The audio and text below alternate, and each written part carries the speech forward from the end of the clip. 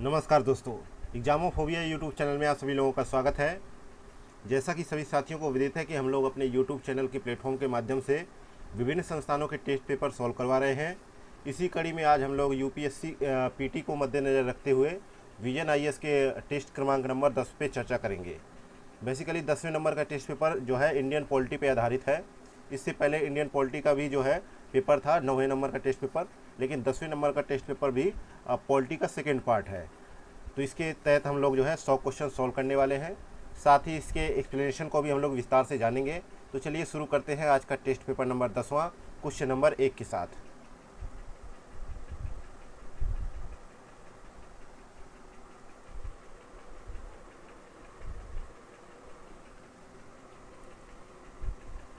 Question number पहला है, निम्नलिखित राज्यों पर विचार करें। पहला है मध्य प्रदेश, दूसरा है बिहार, तीसरा है छत्तीसगढ़, चौथा है उड़ीसा। तो भारत का संविधान उपर्युक्त में से कितने राज्यों के लिए जनजाति कल्याण मंत्री की नियुक्ति का प्रावधान करता है? तो यहाँ पे देखा जाए तो छत्तीसगढ़, झारखंड, मध्य प्रदेश और उड़ीसा। ठीक है,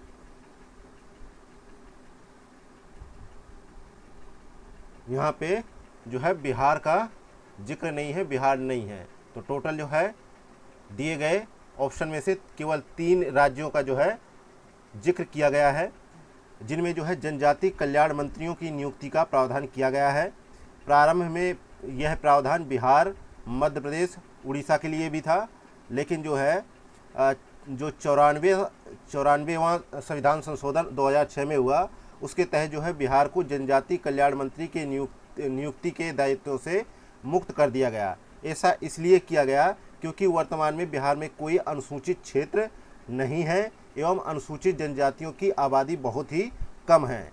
इसी जो है संशोधन अधिनियम द्वारा जो है उपर्युक्त प्रावधानों को नवगठित राज्यों अर्थात जैसे कि छत्तीसगढ़ और झारखंड के लिए आवश्यक बनाया गया क्योंकि उससे पहले जो है देखा जाए तो जो है पूर्व में जो है बिहार और झारखंड एक ही राज्य होते थे।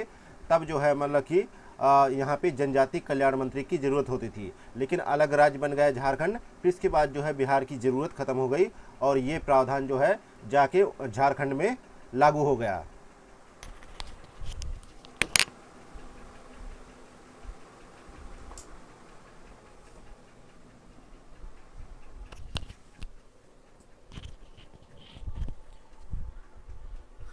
आगे बढ़ते हैं, देखते हैं क्वेश्चन नंबर दूसरा नंबर क्वेश्चन है, भारत में विधिक न्यायशास्त्र के संदर्भ में वचन विबंधन का सिद्धांत क्या कहता है? तो इसके अनुसार देखा जाए तो यह सिद्धांत कहता है कि एक विधिक अवधारणा है जो संविदात्मक विधियों से संबंधित है। ठीक है, तो यहाँ पे दूसरा स्टेटमेंट करेक्ट हो जाएगा।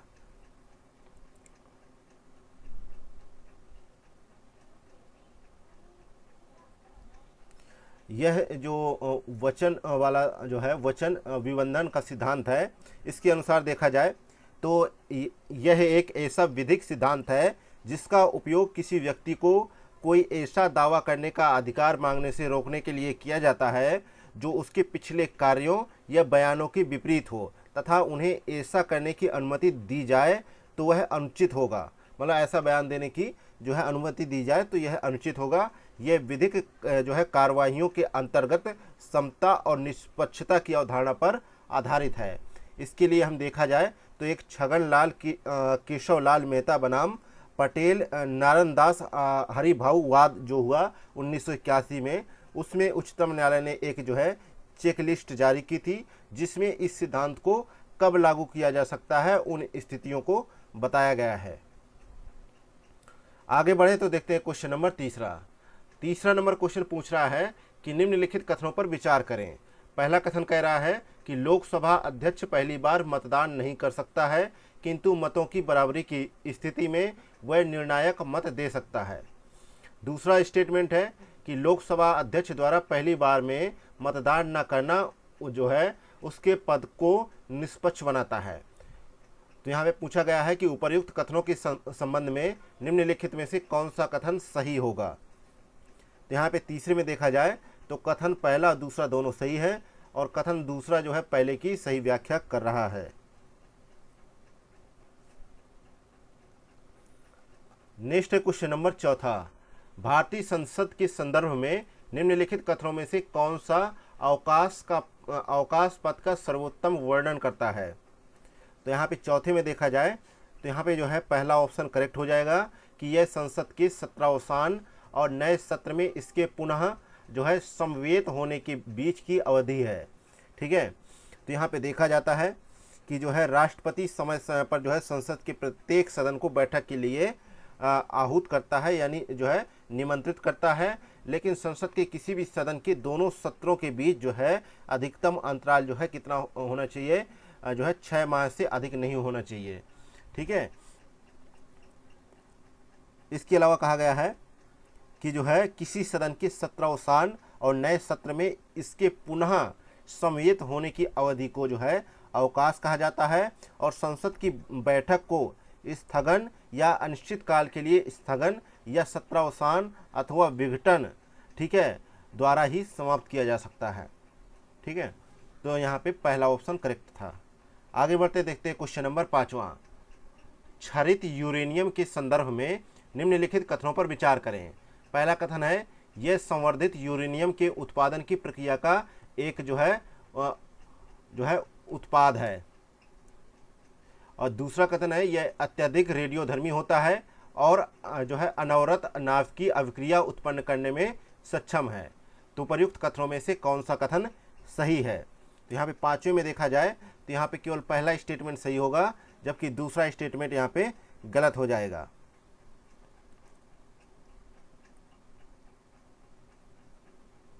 क्योंकि जो है संवर्धित यूरेनियम की तुलना में क्षरित यूरेनियम बहुत कम रेडियोधर्मी होता है तथा यह नाव की अभिक्रिया उत्पन्न करने में समर्थ नहीं होता है, इसलिए दूसरा स्टेटमेंट यहाँ पे गलत होगा। आगे बढ़ते हैं, देखते क्वेश्चन नंबर 6वां, निम्नलिखित युग्मों पर विचार कीजिए। एक तरफ सुर्खियों में रहे ज्वालामुखी है, दूसरी तरफ जो है देश का जिक्र है। तो यहाँ पे पहला देखा जाए तो माउंट मेरापी दे रखा है, जिसके सामने केन्या दे रखा है। अगला है तनागा दे रखा है, इसके सामने इंडोनेशिया है।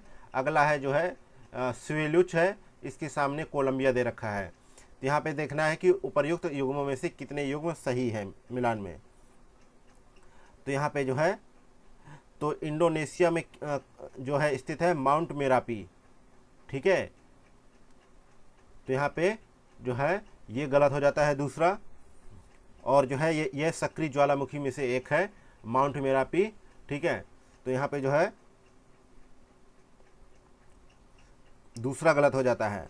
और तनागा ज्वालामुखी है, ये संयुक्त राज्य अमेरिका के जो है अलास्का में स्थित एक जो है मध्य जो है अलेउत क्षेत्र का दूसरा सबसे बड़ा ज्वालामुखी है, इसलिए यहाँ पे पहला भी गलत हो जाता है।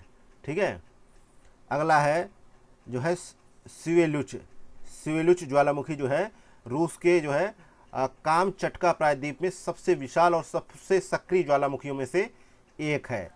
यह विगत 10,000 वर्षों में कम से कम 60 बार जो है प्रस्फुटित हो चुका है, इसलिए यहाँ पे देखा जाए तो तीसरा भी गलत हो जाता है। तो यहाँ पे करेक्ट आंसर होगा डी ऑप्शन। आगे देखते हैं क्वेश्चन नंबर 7वां। क्वेश्चन नंबर 7वां है निम्नलिखित पर विचार करें। पहला कथन है कि मसौदा कानून और नियम एवं जो है विनियम तैयार करना। दूसरा है नीति निर्माण में मंत्रियों की सहायता करना। तीसरा है बजट निर्माण और व्यय पर नियंत्रण करना। चौथा है भारत सरकार एवं अन्य राज्य सरकारों से संपर्क बनाए रखना। तो उपर्युक्त में से कितने कार्य जो है राज्य सचिवालय द्वारा किए जाते हैं। आपको पता होगा कि राज्य स्तर पर जो है सरकार के 3 घटक होते हैं। पहला होता है मिनिस्टर, ठीक है, दूसरा होता है जो है सचिव, और तीसरा होता है कार्यकारी प्रमुख। तो यहाँ पे देखा जाए तो राज्य सचिवालय के जो प्रमुख कार्य होते हैं उनमें होते हैं मसौदा कानून तथा नियम एवं जो है विनियम को तैयार करना। ठीक है, तो यहाँ पे पहला सही हो जाता है।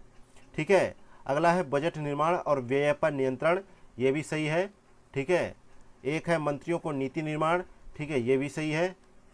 अगला है भारत सरकार एवं अन्य राज्य सरकारों से संपर्क बनाए रखना। ठीक है, तो यहाँ पे ये भी सही है। तो इस प्रकार यहाँ पे डी ऑप्शन करेक्ट आंसर हो जाएगा कि चारों स्टेटमेंट जो है राज्य सचिवालय द्वारा किए गए कार्य हैं।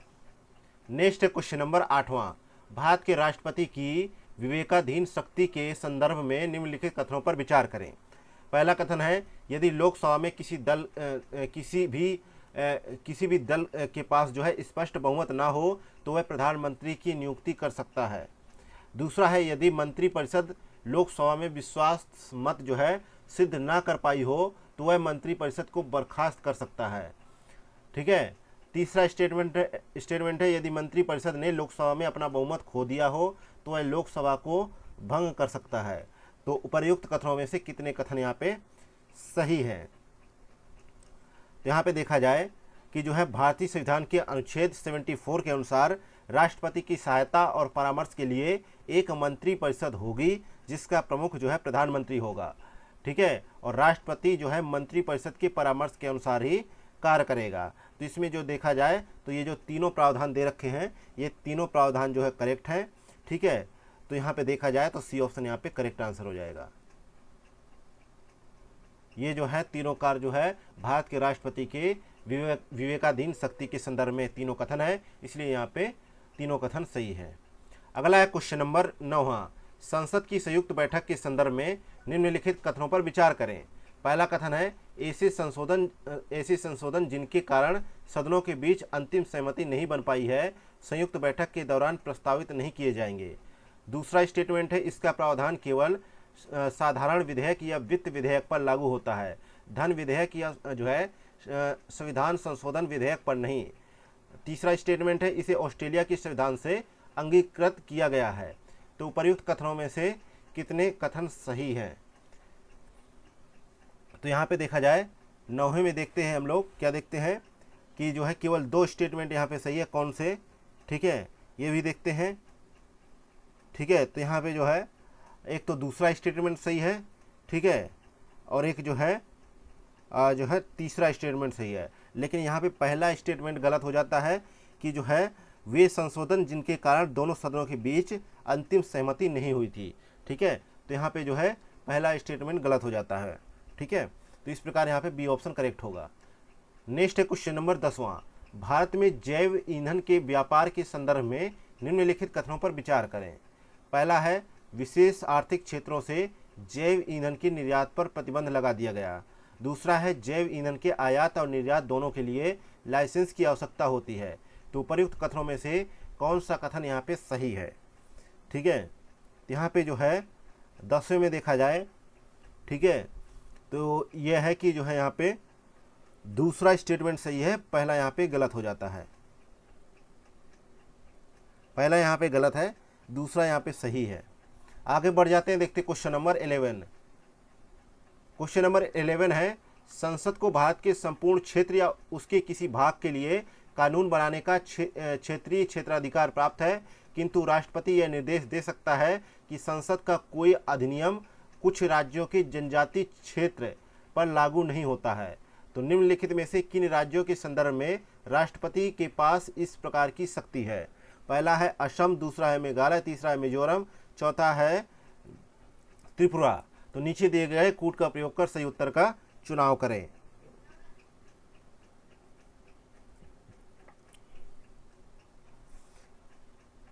तो यहाँ पे राज्यों के संदर्भ में पूछा गया है।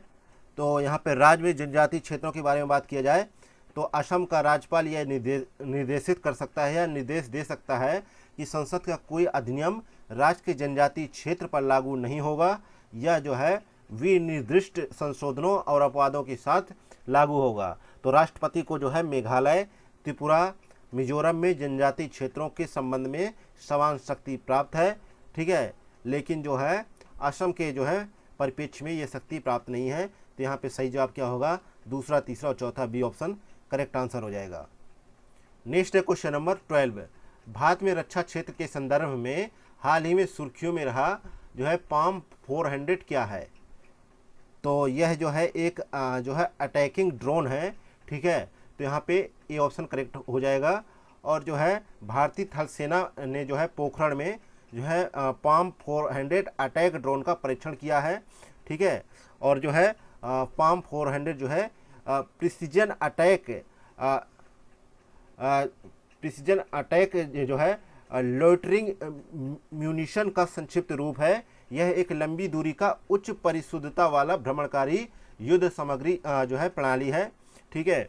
और यह जो है रिमोट द्वारा संचालित होता है और यह एक इजरायली कंपनी यूविजन एयर लिमिटेड और हैदराबाद स्थित आदित्य प्रिस्टेक प्राइवेट लिमिटेड के बीच एक संयुक्त उपक्रम है जिन्होंने मिलकर इसको तैयार किया है। नेक्स्ट है क्वेश्चन नंबर 13, उपराष्ट्रपति को पद से हटाने के संबंध में निम्नलिखित कथनों पर विचार करें। पहला कथन है कि उसे राज्यसभा के सभी तत्कालीन जो है सदस्यों के बहुमत से पारित और लोकसभा द्वारा सहमत संकल्प के माध्यम से हटाया जा सकता है। दूसरा कथन है यह संकल्प कम से कम 14 दिन की जो है अग्रिम सूचना देकर केवल राज्यसभा में ही पेश किया जा सकता है, लेकिन लोकसभा में नहीं। तीसरा स्टेटमेंट है कि संविधान में उसे हटाने के बारे में किसी आधार का उल्लेख नहीं किया गया है। तो उपर्युक्त कथनों में से कितने कथन यहाँ पे सही होंगे? तो यहाँ पे 13 में हम ये देखते हैं कि यहाँ पे सभी तीनों कथन सही होंगे, इसलिए सी ऑप्शन यहाँ पे करेक्ट आंसर है।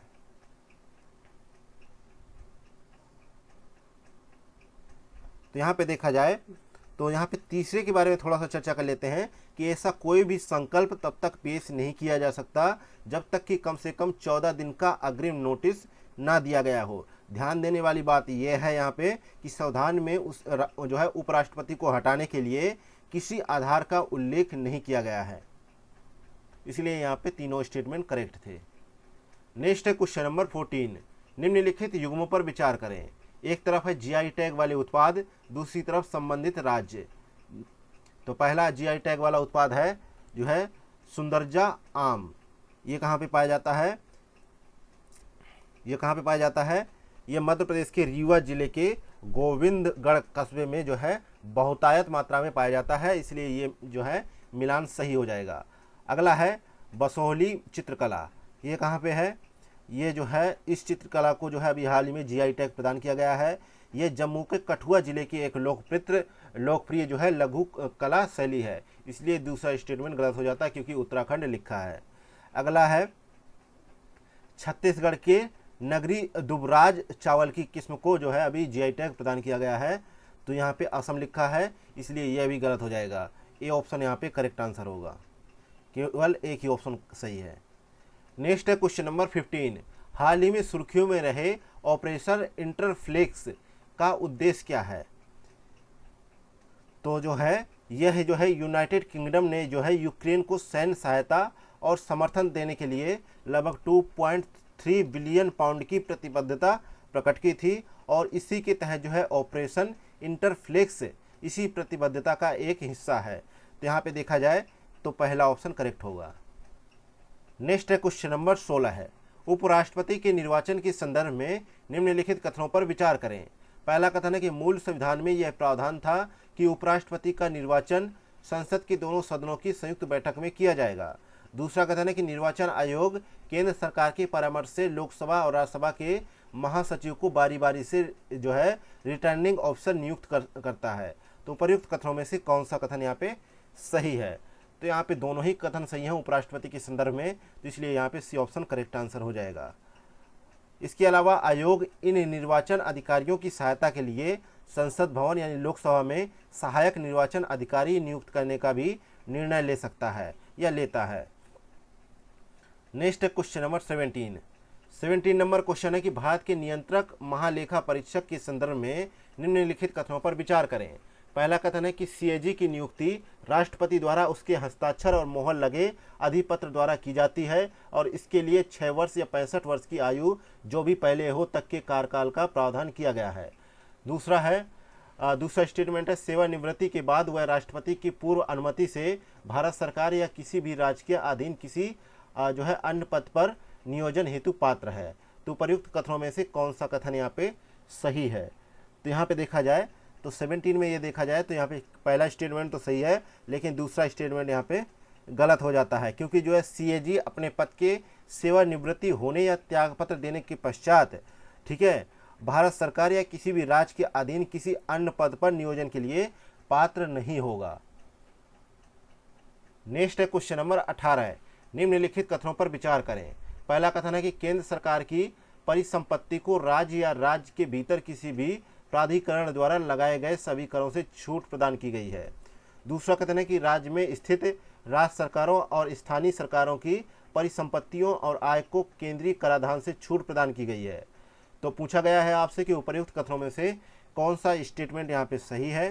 तो यहाँ पे देखा जाए तो पहले स्टेटमेंट के बारे में बात की जाए तो केंद्र की सभी परिसंपत्तियों को राज्य या उसके विभिन्न निकायों जैसे कि नगर पालिकाओं, जिला बोर्डों, पंचायतों इत्यादि द्वारा लगाए गए सभी प्रकार के करों से छूट प्रदान की गई है, इसलिए यहाँ पे पहला स्टेटमेंट सही हो जाता है। लेकिन यहाँ पे जो दूसरा स्टेटमेंट है कि राज्य में स्थित स्थानीय जो है संस्थाओं की जो है परिसंपत्तियों एवं आयों को केंद्रीय कर से छूट प्राप्त नहीं होती है, इसलिए दूसरा स्टेटमेंट गलत हो जाता है। तो यहाँ पे ए ऑप्शन करेक्ट होगा। नेक्स्ट है क्वेश्चन नंबर 19। भारत की संसद में विभागों से संबंधित जो है स्थायी समितियों के संदर्भ में निम्नलिखित कथनों पर विचार करें। पहला कथन है कि राज्यसभा के अंतर्गत आने वाली DRSCs में केवल राज्यसभा के जो है मेंबर ही शामिल होंगे या शामिल होते हैं। दूसरा कथन है कि ये संबंधित मंत्रालय या विभाग की अनुदान की मांग से संबंधित कटौती प्रस्ताव पेश कर सकती है। ठीक है, तो यहाँ पे पूछा गया है कि उपर्युक्त कथनों में से कौन से कथन यहाँ पे सही है। तो यहाँ पे पहला स्टेटमेंट सही नहीं है, जबकि जो है यहाँ पे दूसरा भी स्टेटमेंट सही नहीं है। तो यहाँ पे सही जवाब क्या हो जाएगा, डी ऑप्शन। नेक्स्ट है क्वेश्चन नंबर 20। 20 नंबर क्वेश्चन है comprehensive and progressive agreement for trans pacific partnership के संदर्भ में निम्नलिखित कथनों पर विचार करें। तो यहाँ पे 20 में देखा जाए तो पहला स्टेटमेंट ये है कि अमेरिका इस व्यापार समझौते का मेंबर नहीं है। दूसरा कथन है इसकी संयुक्त जीडीपी क्षेत्रीय व्यापक आर्थिक भागीदारी की जीडीपी से अधिक है। तीसरा स्टेटमेंट है यह समझौता 2023 में लागू हुआ। तो यहाँ पे देखा जाए तो यहाँ पे तीसरा स्टेटमेंट गलत है, क्योंकि ये 2018 में लागू हुआ था। ठीक है, और जो है इसके तहत 11 देशों के बीच जो है एक मुक्त व्यापार समझौते के तहत हस्ताक्षर किए गए हैं। ठीक है, और इसके मेंबर हैं Australia, Brunei, Canada, Chile, Japan, Malaysia, Singapore, Vietnam, Peru, Mexico और न्यूजीलैंड। और यहाँ पे संयुक्त राज्य अमेरिका इसका जो है मेंबर जो है सदस्य नहीं है। तो ये कथन यहाँ पे सही हो जाएगा। ठीक है, और जबकि जो है तीसरा स्टेटमेंट है, ठीक है, दूसरा स्टेटमेंट है, ये भी सही नहीं है। सही सिर्फ पहला है, इसलिए ए ऑप्शन करेक्ट होगा। नेक्स्ट है क्वेश्चन नंबर 21। भारतीय संविधान का अनुच्छेद 252 राज्यों द्वारा अनुरोध किए जाने पर राज्य सूची के किसी भी विषय पर जो है कानून बनाने की संसद की शक्ति से संबंधित है। इस संदर्भ में निम्नलिखित कथनों पर विचार करें। पहला कथन है इस प्रकार जो है अधिनियमित किया गया कानून केवल उन राज्यों पर लागू होता है जिन्होंने प्रस्ताव पारित किया है। दूसरा कथन है कि संसद द्वारा बनाए गए ऐसे कानून में केवल संसद द्वारा ही संशोधन किया जा सकता है। तो उपर्युक्त कथनों में से कौन सा कथन यहाँ पे सही है। तो यहाँ पे जो है पहला कथन सही है, दूसरा कथन भी सही है। तो यहाँ पे सी ऑप्शन करेक्ट हो जाएगा।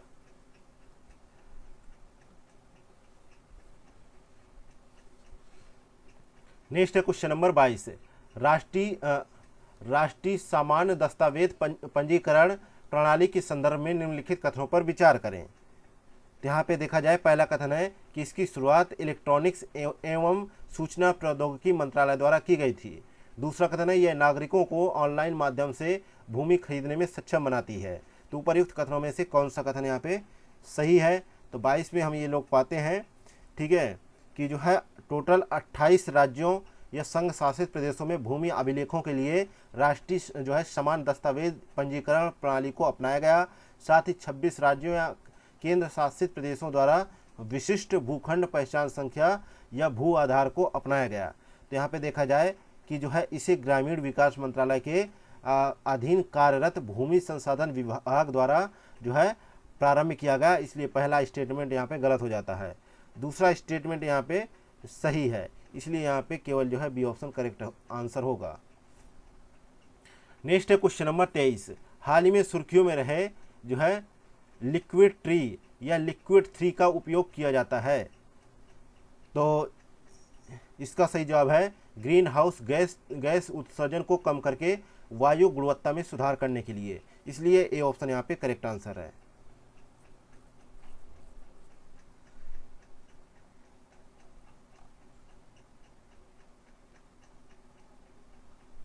नेक्स्ट है क्वेश्चन नंबर 24।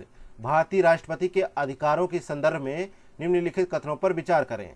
पहला कथन है, उसे संसद के किसी एक सदन में या दोनों सदनों की संयुक्त बैठक में अभिभाषण करने या इस प्रयोजन के लिए सदस्यों की उपस्थिति की जो है उपेक्षा करना अधिकार प्राप्त है, की अपेक्षा अधिकार प्राप्त है।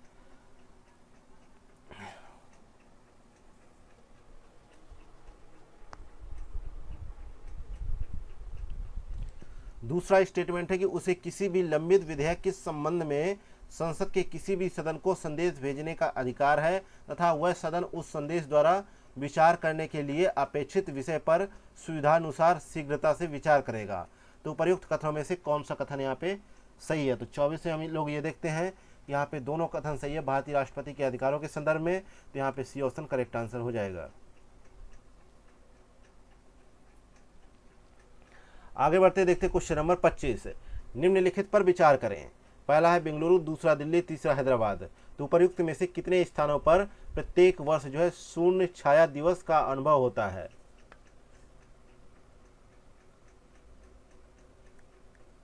तो अभी हाल ही में देखा जाए तो शून्य छाया दिवस का अनुभव जो है बेंगलुरु में किया गया। ठीक है, अब समझते हैं कि शून्य छाया दिवस होता क्या है।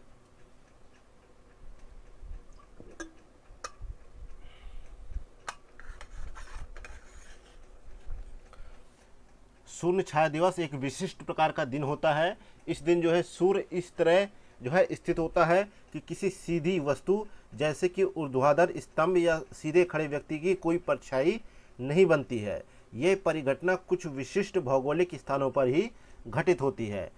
ये क्यों होती है? क्योंकि जो है कर्क रेखा और मकर रेखा के बीच जो है पृथ्वी के प्रत्येक बिंदु पर वर्ष में 2 बार शून्य छाया दिवस घटित होता है। यह परिघटना जो है पृथ्वी के इसके अक्ष पर झुकाव और सूर्य के चारों ओर जो है परिक्रमा करने के कारण घटित होती है। इस दौरान जो है पृथ्वी का अक्ष अपने कक्षी तल के सापेक्ष लगभग 23.5 डिग्री के कोण पर झुका हुआ होता है।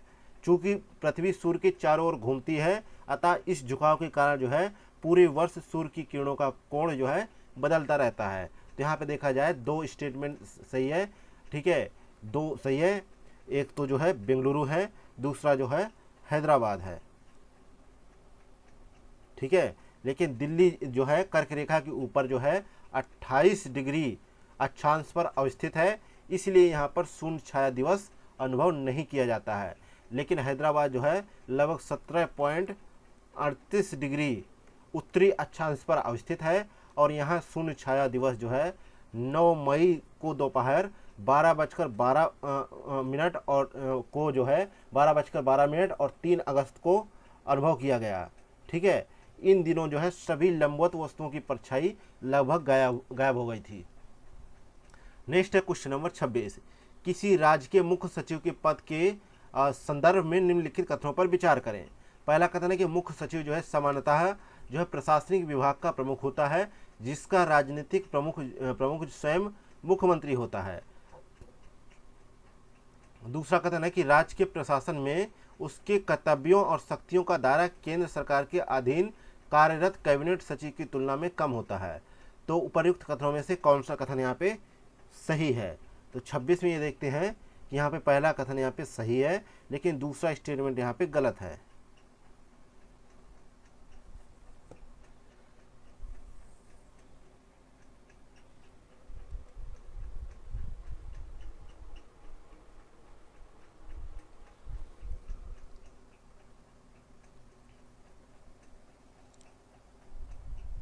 नेक्स्ट है क्वेश्चन नंबर 27।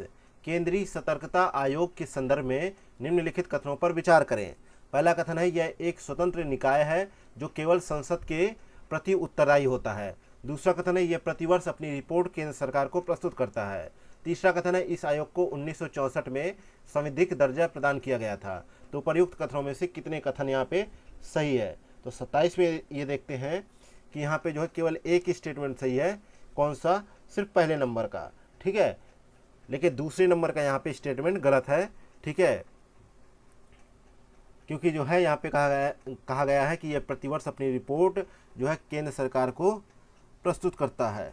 ठीक है, इसका गठन जो है फरवरी 1964 में हुआ और संसद द्वारा 2003 में केंद्रीय सतर्कता आयोग अधिनियम को लागू करते हुए CVC को संवैधानिक दर्जा प्रदान किया गया। इसे श्री के संथानम की अध्यक्षता वाली जो है भ्रष्टाचार निवारण समिति की सिफारिशों के आधार पर गठित किया गया था। ठीक है, तो यहाँ पे जो है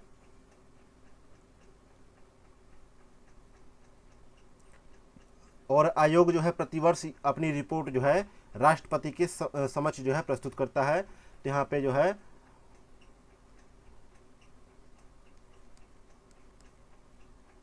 दूसरा तीसरा कथन गलत है। अगला क्वेश्चन नंबर 28, निम्नलिखित कथनों पर विचार करें। पहला कथन है कि अनुच्छेद 53 राष्ट्रपति को सभी जो है कार्यकारी शक्तियां प्रदान करता है और उसे इन शक्तियों का प्रयोग प्रत्यक्ष रूप से स्वयं या अपने अधीनस्थ अधिकारियों के माध्यम से करने का अधिकार देता है। दूसरा कथन है कि अनुच्छेद 77 के अनुसार केंद्र सरकार की सभी कार्यकारी शक्तियों का प्रयोग राष्ट्रपति के नाम पर किया जाएगा। तो उपर्युक्त कथनों में से कौन सा कथन यहाँ पे सही है? तो यहाँ पे देखा जाए तो दोनों कथन यहाँ पे सही हो जाते हैं। सी ऑप्शन करेक्ट आंसर हो जाएगा। नेक्स्ट है क्वेश्चन नंबर 29, भारत के सॉलिसिटर जनरल के संदर्भ में निम्नलिखित कथनों पर विचार करें। पहला कथन है कि सॉलिसिटर जनरल भारत में महान्यायवादी के बाद दूसरा सर्वोच्च विधिक अधिकारी होता है। दूसरा कथन है कि भारत के संविधान में सॉलिसिटर जनरल के पद का उल्लेख नहीं किया गया है। तीसरा कथन है कि जो है सॉलिसिटर जनरल की नियुक्ति भारत के महान्यायवादी की सलाह पर प्रधानमंत्री द्वारा की जाती है। तो उपर्युक्त कथनों में से कितने कथन यहाँ पे सही हैं? तो यहाँ पे केवल 2 कथन सही हैं। बी ऑप्शन यहाँ पे करेक्ट आंसर हो जाएगा। एक तो पहला सही है, एक तो दूसरा सही है, लेकिन तीसरा कथन यहाँ पे गलत हो जाता है, क्योंकि जो है सॉलिसिटर जनरल की नियुक्ति मंत्रिमंडल की नियुक्ति समिति की सिफारिशों पर राष्ट्रपति द्वारा की जाती है। ठीक है, तो यहाँ पे जो है तीसरा स्टेटमेंट गलत हो जाता है।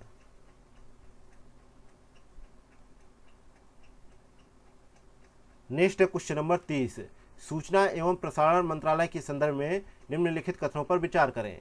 पहला कथन है सूचना प्रौद्योगिकी नियम 2021 के तहत मंत्रालय ने इंटरनेट कंटेंट पर भी अपनी नियामक शक्तियों का विस्तार किया।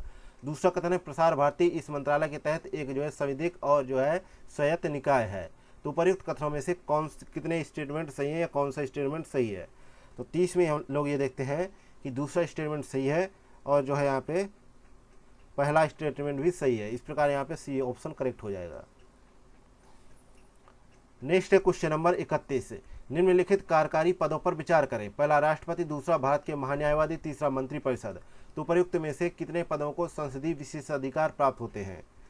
तो 31 को देखा जाए तो जो है भारत के महान्यायवादी और केंद्रीय मंत्री भी शामिल है इसमें। तो यहाँ पे जो है सही जवाब होगा बी ऑप्शन केवल 2, भारत के महान्यायवादी और मंत्रिपरिषद, जबकि राष्ट्रपति नहीं शामिल होता है।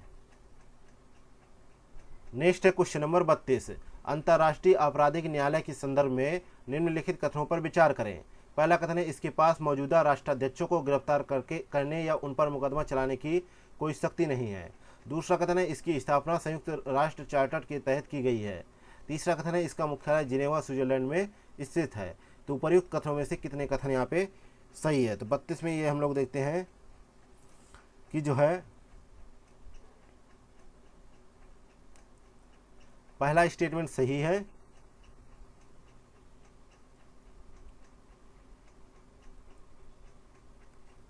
दूसरा स्टेटमेंट यहाँ पे गलत है और तीसरा स्टेटमेंट भी यहाँ पे गलत है। तो यहाँ पे ए ऑप्शन करेक्ट हो जाएगा, केवल एक ही स्टेटमेंट यहाँ पे सही है।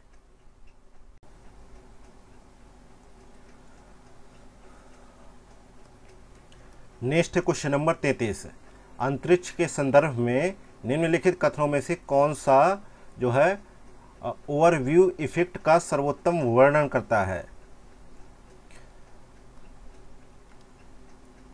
तो यहाँ पे 33 में देखा जाए तो ओवरव्यू इफेक्ट होता है जो वो अंतरिक्ष से पृथ्वी को देखते समय जो है अंतरिक्ष यात्रियों द्वारा अनुभव किया गया एक संज्ञानात्मक बदलाव को संदर्भित किया जाता है। यह परिवर्तनकारी अनुभव जो है प्रायः पृथ्वी और उनके निवासियों के प्रति दृष्टिकोण और मूल्यों और अभिवृत्तियों में गहन बदलाव को लाता है। तो यहाँ पे देखा जाए तो यहाँ पे सही जवाब होगा बी ऑप्शन।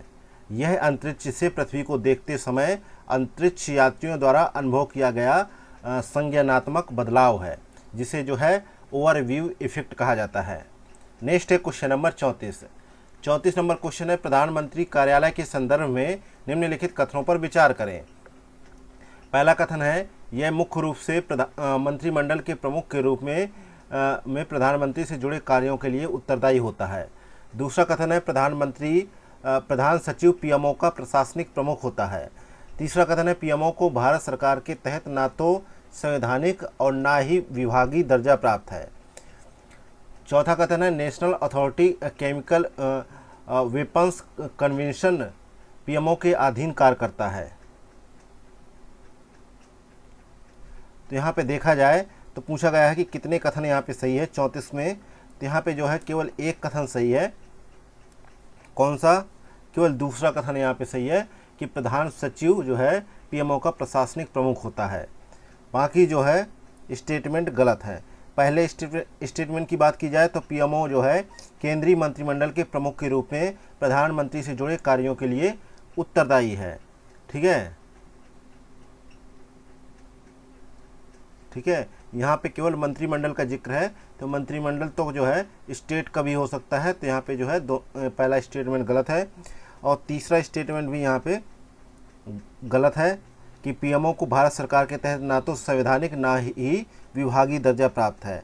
ठीक है, जबकि जो है भारत सरकार कार्य आवंटन नियम 1961 के तहत जो है इसे जो है एक विभाग का दर्जा प्रदान किया गया है और पीएमओ एक ऐसा संविधानोत्तर निकाय है जिसका भारतीय संविधान में कोई उल्लेख नहीं है।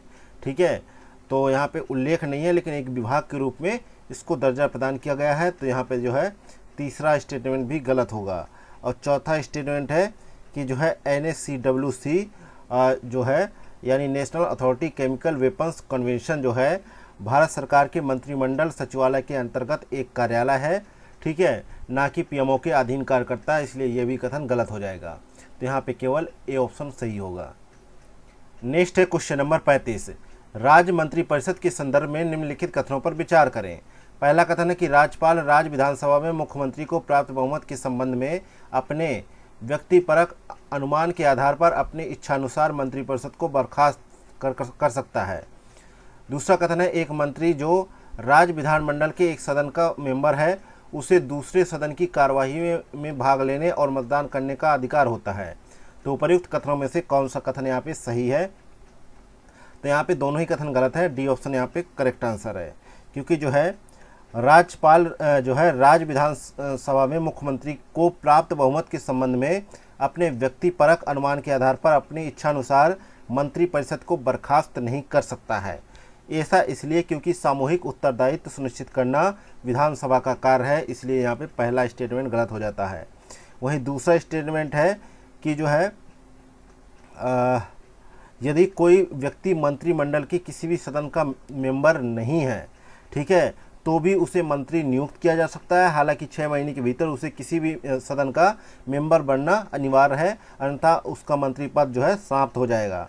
और कोई भी मंत्री जो विधानमंडल के किसी भी सदन का मेंबर है उसे दूसरे सदन की कार्यवाही में भाग लेने या बोलने का अधिकार है। हालांकि वह मतदान केवल जो है उसी सदन में ही कर सकता है जिसका वह मेंबर है, इसलिए यहाँ पे ये भी जो है गलत है। नेक्स्ट है क्वेश्चन नंबर 36। भारत के निम्नलिखित राज्यों पर विचार करें। मिजोरम, सिक्किम, अरुणाचल प्रदेश, नागालैंड। पूछा गया है उपर्युक्त में से 73वें संविधान संशोधन अधिनियम 1992 के दायरे से बाहर कौन सा राज्य है? ठीक है, तो यहाँ पे नागालैंड, मेघालय, मिजोरम राज्यों पर जो है और कुछ अन्य क्षेत्रों पर भी ये लागू नहीं होता है। ठीक है, तो यहाँ पे जो है नागालैंड, मेघालय और मिजोरम में लागू नहीं होता है। तो यहाँ पे देखा जाए जो है किन राज्यों पे लागू होता है।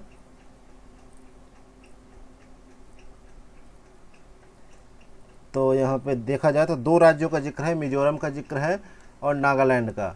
ठीक है, तो यहाँ पे बी ऑप्शन करेक्ट हो जाएगा। नेक्स्ट है क्वेश्चन नंबर 37। भारत में ऑनलाइन गेमिंग नियमों के संदर्भ में निम्नलिखित कथनों पर विचार करें। पहला कथन है कि ऑनलाइन गेम पद को किसी भी नियम में परिभाषित नहीं किया गया है। दूसरा कथन है ऐसे ऑनलाइन गेम जिनमें किसी भी प्रकार का जुआ शामिल नहीं है प्रतिबंधित है। जुआ शामिल है, माफ़ कीजिएगा, जुआ शामिल है, प्रतिबंधित है। तो उपर्युक्त कथनों में से कौन सा कथन सही है?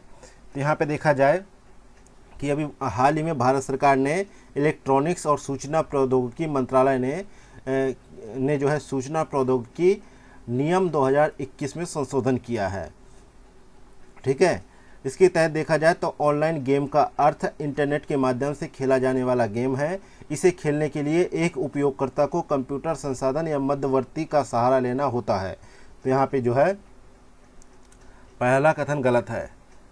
ठीक है, दूसरे कथन की बात की जाए तो ऐसे ऑनलाइन गेम्स जिनमें किसी भी प्रकार का जुआ या विज्ञापन सहित शामिल है प्रतिबंधित रहेंगे। इस प्रकार यहाँ पे दूसरा स्टेटमेंट सही है, तो बी ऑप्शन करेक्ट हो जाएगा। नेक्स्ट है क्वेश्चन नंबर 38। भारतीय संसद में व्हिप यानी सचेतक के पद के संदर्भ में निम्नलिखित कथनों पर विचार करें। पहला कथन है इसका उल्लेख सदन के नियमों में किया गया है। दूसरा कथन है प्रत्येक राजनीतिक दल का, चाहे वह सत्ता में हो या विपक्ष में, संसद में अपना व्हिप होता है। तीसरा कथन है कि व्हिप के निर्देशों का उल्लंघन करने पर सदन की मेंबरशिप निलंबित की जा सकती है। तो उपर्युक्त कथनों में से कितने कथन यहाँ पे सही है? तो यहाँ पे देखा जाए तो एक तो देखा जाए तो दूसरा कथन यहाँ पे सही है, इसका उल्लेख सदन के नियमों में किया गया है। ठीक है, व्हिप यानी सचेतक के पद का उल्लेख ना तो भारत के संविधान में है, ना ही सदन के नियमों और ना ही संसदीय प्रक्रिया में किया गया है। ये संसदीय सरकार की परंपराओं पर आधारित है, इसलिए पहला स्टेटमेंट गलत हो जाता है। दूसरा सही है। ठीक है, और तीसरे की बात की जाए तो तीसरा भी यहाँ पे सही है, तो यहाँ पे जो है बी ऑप्शन करेक्ट हो जाएगा। नेक्स्ट है क्वेश्चन नंबर 39। भारत के प्रधानमंत्री पद के संदर्भ में निम्नलिखित कथनों पर विचार करें। पहला कथन है भारत के संविधान के अनुसार यह आवश्यक नहीं है कि किसी व्यक्ति को प्रधानमंत्री के रूप में नियुक्त होने से पूर्व लोकसभा में अपना बहुमत सिद्ध करना होगा। दूसरा कथन है कि कार्यकारी प्रधानमंत्री को भ्रष्टाचार के आरोपों के लिए लोकपाल द्वारा किसी भी जांच से छूट प्राप्त होती है। तीसरा कथन है प्रधानमंत्री सरकार के कार्य संचालन के लिए अलग अलग मंत्रालयों का सृजन करता है। तो उपयुक्त में से कितने कथन सही हैं? तो यहाँ पे 39 में ये देखते हैं, यहाँ पे केवल एक कथन सही है, पहला वाला। ठीक है, जबकि दूसरा कथन यहाँ पे गलत है, तीसरा भी गलत है क्योंकि किसी कार्यकारी प्रधानमंत्री के खिलाफ भ्रष्टाचारों के आरोप की जांच जो है लोकपाल द्वारा की जा सकती है, जबकि ऑप्शन में दिया है कि छूट प्राप्त है, तो यहाँ पे दूसरा ऑप्शन गलत हो जाता है। तीसरा ऑप्शन की बात है। ठीक है, तो जो है नियमों के अनुसार देखा जाए तो राष्ट्रपति द्वारा भारत सरकार कार्य आवंटन नियम 1961 के तहत देखा जाए तो जो है नियमों के तहत प्रधानमंत्री की सलाह पर राष्ट्रपति द्वारा सरकार के मंत्रालयों या विभागों का जो है सृजन किया जाता है। तो यहाँ पे जो है दूसरा स्टेटमेंट जो है गलत, तीसरा भी गलत है, दूसरा भी गलत है, तो एक ही स्टेटमेंट सही है, पहला वाला। नेक्स्ट है क्वेश्चन नंबर 40। निम्नलिखित कथनों पर विचार करें। पहला कथन है कि 24वें संविधान संशोधन अधिनियम 1971 द्वारा राष्ट्रपति के लिए संविधान संशोधन विधेयक पर अपनी स्वीकृति देना अनिवार्य बना दिया गया था। अगला है जो है दूसरा स्टेटमेंट 42वें संविधान संशोधन अधिनियम 1976 द्वारा राष्ट्रपति के लिए प्रधानमंत्री के नेतृत्व वाली मंत्रिपरिषद की सलाह को बाध्यकारी बना दिया गया था। तो उपर्युक्त कथनों में से कौन सा कथन यहाँ पे सही है? तो 40 में देखा जाए दोनों कथन यहाँ पे सही है, इसलिए सी ऑप्शन करेक्ट आंसर हो जाएगा। इसके अलावा एक और बात की जाए तो 44वें संविधान संशोधन अधिनियम 1978 द्वारा राष्ट्रपति को यह भी अधिकार प्रदान किया गया कि वह समानता अथवा अन्यथा रूप से मंत्रिमंडल को सलाह पर पुनर्विचार के लिए कह सकता है। नेक्स्ट है क्वेश्चन नंबर 41। मंत्रिमंडलीय समितियों के संदर्भ में निम्नलिखित कथनों पर विचार करें। पहला कथन है कि इनका उल्लेख मूलतः संविधान में किया गया था। दूसरा कथन है ये दो प्रकार की होती हैं, पहला स्थायी, दूसरा तदर्थ है। तीसरा है गैर कैबिनेट मंत्री इनकी मेंबरशिप से जो है प्रतिबंधित नहीं होते हैं। तो उपर्युक्त कथनों में से कितने कथन सही हैं? तो यहाँ पे देखा जाए तो पहला कथन यहाँ पे गलत है। ठीक है, और दूसरा यहाँ पे स्टेटमेंट सही है, तीसरा भी स्टेटमेंट यहाँ पे सही है। इस प्रकार यहाँ पे बी ऑप्शन सही जवाब हो जाएगा। आगे बढ़ते देखते क्वेश्चन नंबर 42। निम्नलिखित कथनों पर विचार करें। पहला कथन है कि जीएसटी परिषद वस्तु एवं सेवा कर से संबंधित मुद्दों पर केंद्र और राज्य सरकारों को सिफारिश करने के लिए गठित एक संवैधानिक निकाय है। दूसरा कथन है मंत्रिपरिषद द्वारा की गई सिफारिशें केंद्र और राज्य सरकारों के लिए बाध्यकारी नहीं है। तो उपर्युक्त कथनों में से कौन सा कथन यहाँ पे सही है?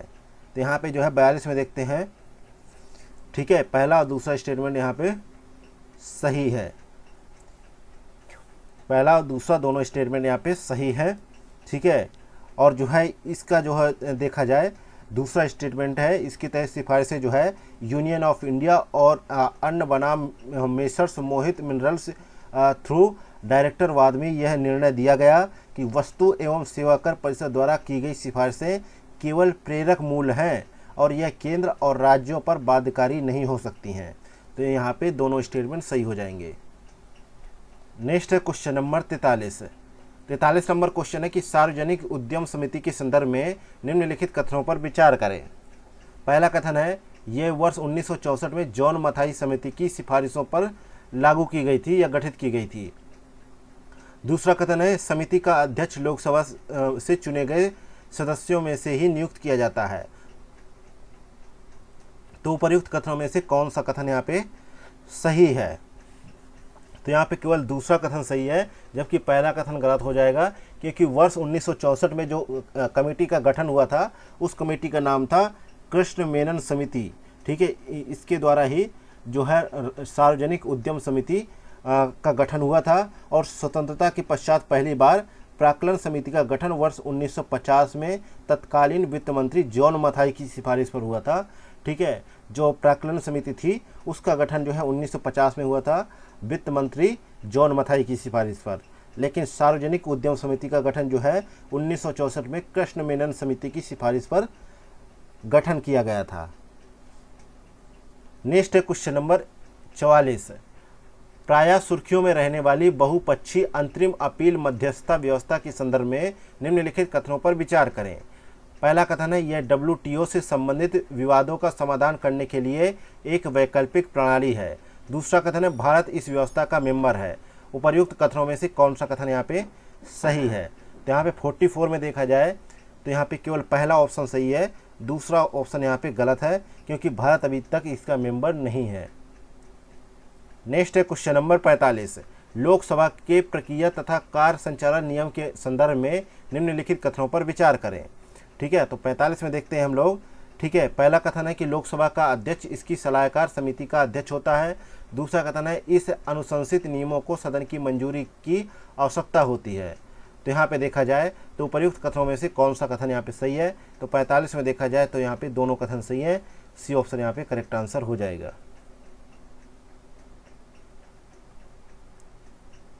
नेक्स्ट है क्वेश्चन नंबर 46, अंतर्राष्ट्रीय कृषि विकास कोष के संदर्भ में निम्नलिखित कथनों पर विचार करें। पहला कथन है यह संयुक्त राष्ट्र की एक विशेष एजेंसी है। दूसरा है भारत IFAD का सदस्य नहीं है। तीसरा कथन है IFAD 1974 में आयोजित पहले विश्व खाद्य सम्मेलन का जो है परिणाम है। तो प्रयुक्त कथनों में से कितने कथन सही हैं? ठीक है, तो यहाँ पे देखा जाए पहला और तीसरा यहाँ पे सही है, लेकिन दूसरा स्टेटमेंट यहाँ पे सही नहीं है कि भारत जो है इसका जो है मेंबर है, लेकिन क्वेश्चन में बोला गया है भारत इसका मेंबर नहीं है। तो यहाँ पे दूसरा गलत है, पहला तीसरा सही है। यहाँ पे केवल दो स्टेटमेंट सही हैं, बी ऑप्शन करेक्ट है। अगला है क्वेश्चन नंबर 47, निम्नलिखित में से कौन सा प्रतिस्पर्धी संघवाद का सर्वोत्तम वर्णन करता है? तो यहाँ पे देखा जाए प्रतिस्पर्धी संघवाद जो है राज्यों और केंद्र सरकार के बीच एक ऊर्ध्वाधर संबंध को स्वीकार करता है, जबकि राज्य आपस में प्रतिस्पर्धी करते हैं। इसलिए यहाँ पे पहला स्टेटमेंट सही होगा। नेक्स्ट है क्वेश्चन नंबर 48 नंबर क्वेश्चन है भारतीय संसद में दोहरी सदस्यता के संदर्भ में निम्नलिखित कथनों पर विचार करें। पहला कथन है कि यदि किसी व्यक्ति को संसद के दोनों सदनों की सदस्यता के लिए चुना जाता है तो लोकसभा में उसकी सीट स्वतः ही रिक्त हो जाएगी। दूसरा कथन है कि यदि कोई सदस्य केंद्रीय संसद एवं राज्य विधानमंडल के लिए निर्वाचित होता है और यदि वह 6 महीने के भीतर राज्य विधानमंडल में अपनी सीट से त्यागपत्र नहीं देता तो संसद में उसकी मेंबरशिप समाप्त हो जाती है। तो उपर्युक्त कथनों में से कौन सा कथन सही है? तो यहाँ पे देखा जाए तो यहाँ पे जो है दोनों ही कथन जो है असत्य है। ठीक है, यहाँ पे डी ऑप्शन करेक्ट हो जाएगा। लोक प्रतिनिधित्व अधिनियम 1951 के तहत देखा जाए तो यदि कोई व्यक्ति संसद के दोनों सदनों के लिए निर्वाचित होता है तो उसे 10 दिनों के भीतर यह सूचित करना होगा कि वह किस सदन में अपनी सेवाएं देना चाहता है। ऐसी सूचना नहीं देने पर राज्यसभा में उसकी सीट रिक्त हो जाएगी, ना कि लोकसभा में। तो यहाँ पे पहला स्टेटमेंट गलत हो गया। ठीक है, और जो है इसी प्रकार कोई व्यक्ति एक ही समय में संसद और राज्य विधानमंडल दोनों का मेंबर नहीं बन सकता है। यदि कोई व्यक्ति इस प्रकार निर्वाचित होता है और यदि 14 दिनों के भीतर राज्य विधानमंडल में अपनी सीट से इस्तीफा नहीं देता तो वह संसद में अपनी मेंबरशिप खो देगा। ठीक है, तो यहाँ पे जो है दोनों स्टेटमेंट गलत हो जाते हैं। नेक्स्ट है क्वेश्चन नंबर 49। राष्ट्रपति को सूचना प्रदान करने के प्रधानमंत्री के कर्तव्यों के संदर्भ में निम्नलिखित कथनों पर विचार करें। पहला कथन है कि संघ के प्रशासन से संबंधित मामलों के बारे में मंत्रिपरिषद द्वारा लिए गए निर्णयों तथा जो है विधायन के जो है प्रस्तावों के बारे में सूचित करना। दूसरा कथन है संघ के प्रशासन से संबंधित मामलों तथा प्रस्तावित विधायनों के मामले में राष्ट्रपति द्वारा मांगी गई सूचनाएं उसे प्रेषित करना।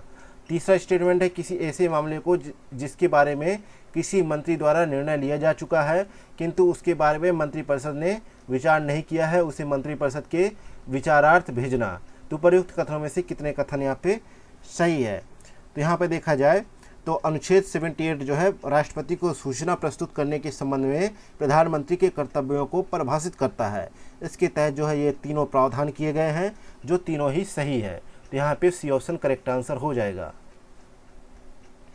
अगला क्वेश्चन आपसे पूछ रहा है कि जलवायु परिवर्तन के संदर्भ में जो है एसबीआर घोषणा पत्र का संबंध किससे है या क्या है, मतलब क्या है, ये आपको बताना है।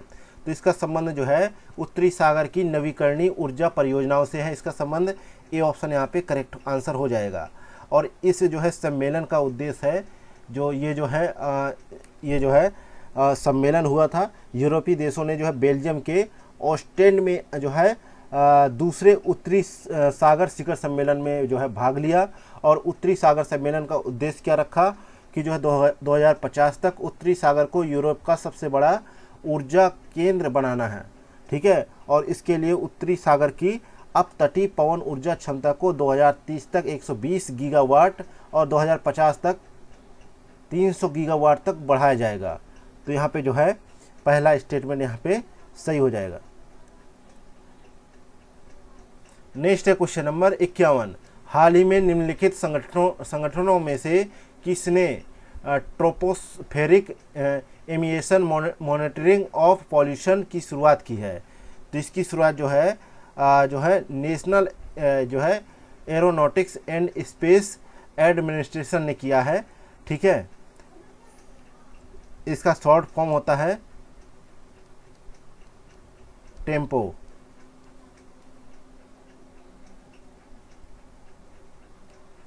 नेक्स्ट है क्वेश्चन नंबर 52। प्रायः सुर्खियों में रहने वाली ग्रेविटी बैटरियों के संदर्भ में निम्नलिखित कथनों पर विचार करें। पहला कथन है ये गुरुत्वीय तरंगों से ऊर्जा को प्रयोग में लाने के साथ साथ उसका भंडारण कर सकती है। दूसरा कथन है परित्यक्त और बंद हो चुकी खदानों को ग्रेविटी बैटरियों में परिवर्तित किया जा सकता है। तो उपर्युक्त कथनों में से कौन सा कथन सही है? तो 52 में यहाँ पे देखा जाए तो यहाँ पे जो है केवल जो है दूसरा स्टेटमेंट यहाँ पे सही है, जबकि पहला यहाँ पे गलत है, क्योंकि ग्रेविटी बैटरी एक प्रकार की स्थितिज ऊर्जा भंडारण प्रणाली है जो गुरुत्वाकर्षण स्थितिज ऊर्जा के रूप में ऊर्जा का भंडारण करती है और इस बैटरी को गुरुत्वीय ऊर्जा भंडारण प्रणालियों के रूप में भी जाना जाता है। और ये इस प्रकार की बैटरियां जो है गुरुत्वीय तरंगों से ऊर्जा को प्रयोग में नहीं लाती हैं। ठीक है, तो यहाँ पे पहला स्टेटमेंट गलत है, दूसरा स्टेटमेंट सही है। नेक्स्ट है क्वेश्चन नंबर 53। कृषि लागत और मूल्य आयोग के संदर्भ में निम्नलिखित कथनों पर विचार करें। ठीक है, पहला है कि इसका गठन वित्त मंत्रालय के अधीन एक सलाहकार निकाय के रूप में किया गया है। दूसरा कथन है यह जो है विशेषज्ञता प्राप्त निकाय है जो आर्थिक मामलों की मंत्रिमंडलीय समिति को अधिसूचित खरीफ और रबी फसलों की न्यूनतम समर्थन मूल्य की सिफारिश करता है। तो प्रयुक्त कथनों में से कौन सा कथन यहाँ पे सही है? तो यहाँ पे जो है 53 में देखा जाए तो यहाँ पे जो है दूसरा स्टेटमेंट सही है, जबकि पहला स्टेटमेंट यहाँ पे गलत है, क्योंकि जो है कृषि लागत और मूल्य आयोग जो है ये भारत सरकार की एक विकेंद्रीकृत एजेंसी है और इसका गठन 1965 में किया गया और 1985 में इसका नाम बदलकर CACP कर दिया गया। यह एक सलाहकार निकाय है और भारत सरकार की कृषि एवं किसान कल्याण मंत्रालय से संबंधित है। ठीक है, तो यहाँ पे पहला स्टेटमेंट गलत है।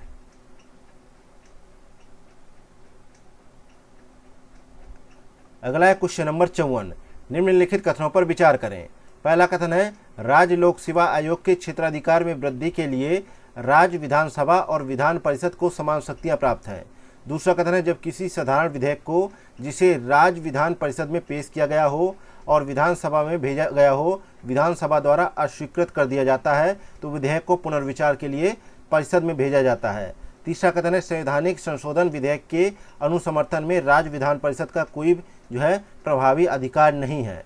तो उपर्युक्त कथनों में से कितने कथन सही हैं? तो यहाँ पे 54 में देखा जाए, ठीक है, तो यहाँ पे पहला स्टेटमेंट सही है और दूसरा गलत है और तीसरा सही है। तो यहाँ पे जो है बी ऑप्शन करेक्ट आंसर हो जाएगा।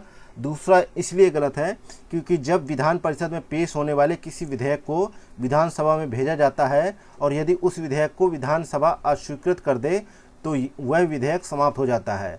इस प्रकार यहाँ पे दूसरा स्टेटमेंट गलत हो जाता है, जबकि पहला और तीसरा सही है।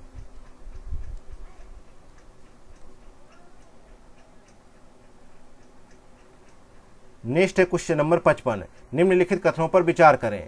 पहला कथन है सरकारी विधेयक को एक मंत्री द्वारा पेश किया जाता है, जबकि गैर सरकारी विधेयक को मंत्री के अलावा संसद के किसी भी सदस्य द्वारा पेश किया जा सकता है। दूसरा कथन है सरकारी विधेयकों को पेश करने के लिए 7 दिनों के नोटिस की आवश्यकता होती है, जबकि गैर सरकारी विधेयकों को पेश करने के लिए कम से कम 15 दिनों के नोटिस की आवश्यकता होती है। तो उपर्युक्त कथनों में से कौन सा कथन यहाँ पे सही होगा? तो यहाँ पे देखा जाता है कि 55 में हम लोग ये देखते हैं कि यहाँ पे केवल पहला स्टेटमेंट सही है, जबकि दूसरा स्टेटमेंट यहाँ पे गलत है। ठीक है, दूसरा स्टेटमेंट यहाँ पे गलत है, पहला सही है, क्योंकि जो है गैर सरकारी जो विधेयक है इसे पेश करने के लिए 1 माह के नोटिस की आवश्यकता होती है, जबकि सरकारी विधेयक को पेश करने के लिए 7 दिनों की नोटिस की आवश्यकता होती है। ठीक है, तो यहाँ पे 15 दिन है। ठीक है, इसलिए यहाँ पे ये गलत है। नेक्स्ट है क्वेश्चन नंबर 56। चिकित्सा विज्ञान से संबंधित प्रोटोन बीम थेरेपी के संदर्भ में निम्नलिखित कथनों में से कौन सा कथन यहाँ पे सही है? तो यहाँ पे सही देखा जाए तो यह पारंपरिक विकिरण थेरेपी की तुलना में विकिरण का अधिक सटीक डोज प्रदान करती है। तो यहाँ पे डी ऑप्शन करेक्ट आंसर है। ठीक है, नेक्स्ट है क्वेश्चन नंबर 57। आनुवांशिकी के संदर्भ में काईमेरा क्या है? तो आनुवांशिकी के संदर्भ में काईमेरा एक ऐसा जीव है जिसकी कोशिकाएं 2 या 2 से अधिक युग्मनजों से प्राप्त होती है। तो यहाँ पे बी ऑप्शन करेक्ट आंसर हो जाएगा। नेक्स्ट है क्वेश्चन नंबर 58। निम्नलिखित कथनों पर विचार करें। पहला कथन है अनुच्छेद 19 द्वारा प्रदत्त 6 मूल अधिकारों को युद्ध अथवा बाह्य आक्रमण के आधार पर घोषित आपातकाल में ही निलंबित किया जा सकता है, न कि सशस्त्र विद्रोह के आधार पर घोषित आपातकाल में। दूसरा स्टेटमेंट है भारतीय संविधान का अनुच्छेद 359 अनुच्छेद 19 द्वारा प्रदत्त मूल अधिकारों के निलंबन से संबंधित है। तो उपर्युक्त कथनों के संदर्भ में निम्नलिखित में से कौन सा कथन सही है? तो यहाँ पे 58 में ये देखते हैं कि जो है यहाँ पे कथन पहला तो सही है, लेकिन किंतु कथन दूसरा यहाँ पे गलत हो जाता है। कथन दूसरा इसलिए गलत है कि अनुच्छेद 358 अनुच्छेद 19 द्वारा प्रदत्त मूल अधिकारों के निलंबन से संबंधित है, जबकि अनुच्छेद 359 अन्य मूल अधिकारों के निलंबन यानी अनुच्छेद 20 तथा 21 द्वारा प्रदत्त अधिकारों को छोड़कर सभी से संबंधित है। ठीक है, नेक्स्ट है क्वेश्चन नंबर 59। संघीय कार्यपालिका के संदर्भ में निम्नलिखित कथनों पर विचार कीजिए। पहला कथन है कि जो है मंत्रिमंडल सचिव जो है भारत में सिविल सेवाओं का भी प्रमुख होता है। दूसरा कथन है मंत्रिमंडल सचिवालय सीधे प्रधानमंत्री के अधीन कार्य करता है। तो उपर्युक्त कथनों में से कौन सा कथन सही नहीं है? तो यहाँ पे देखा जाता है कि जो है दूसरा, पहला दूसरा जो है दोनों सही है, इसलिए डी ऑप्शन करेक्ट होगा। ना तो पहला जो है ना तो दूसरा, गलत तो है ही नहीं, इसलिए दोनों कथन यहाँ पे सही है।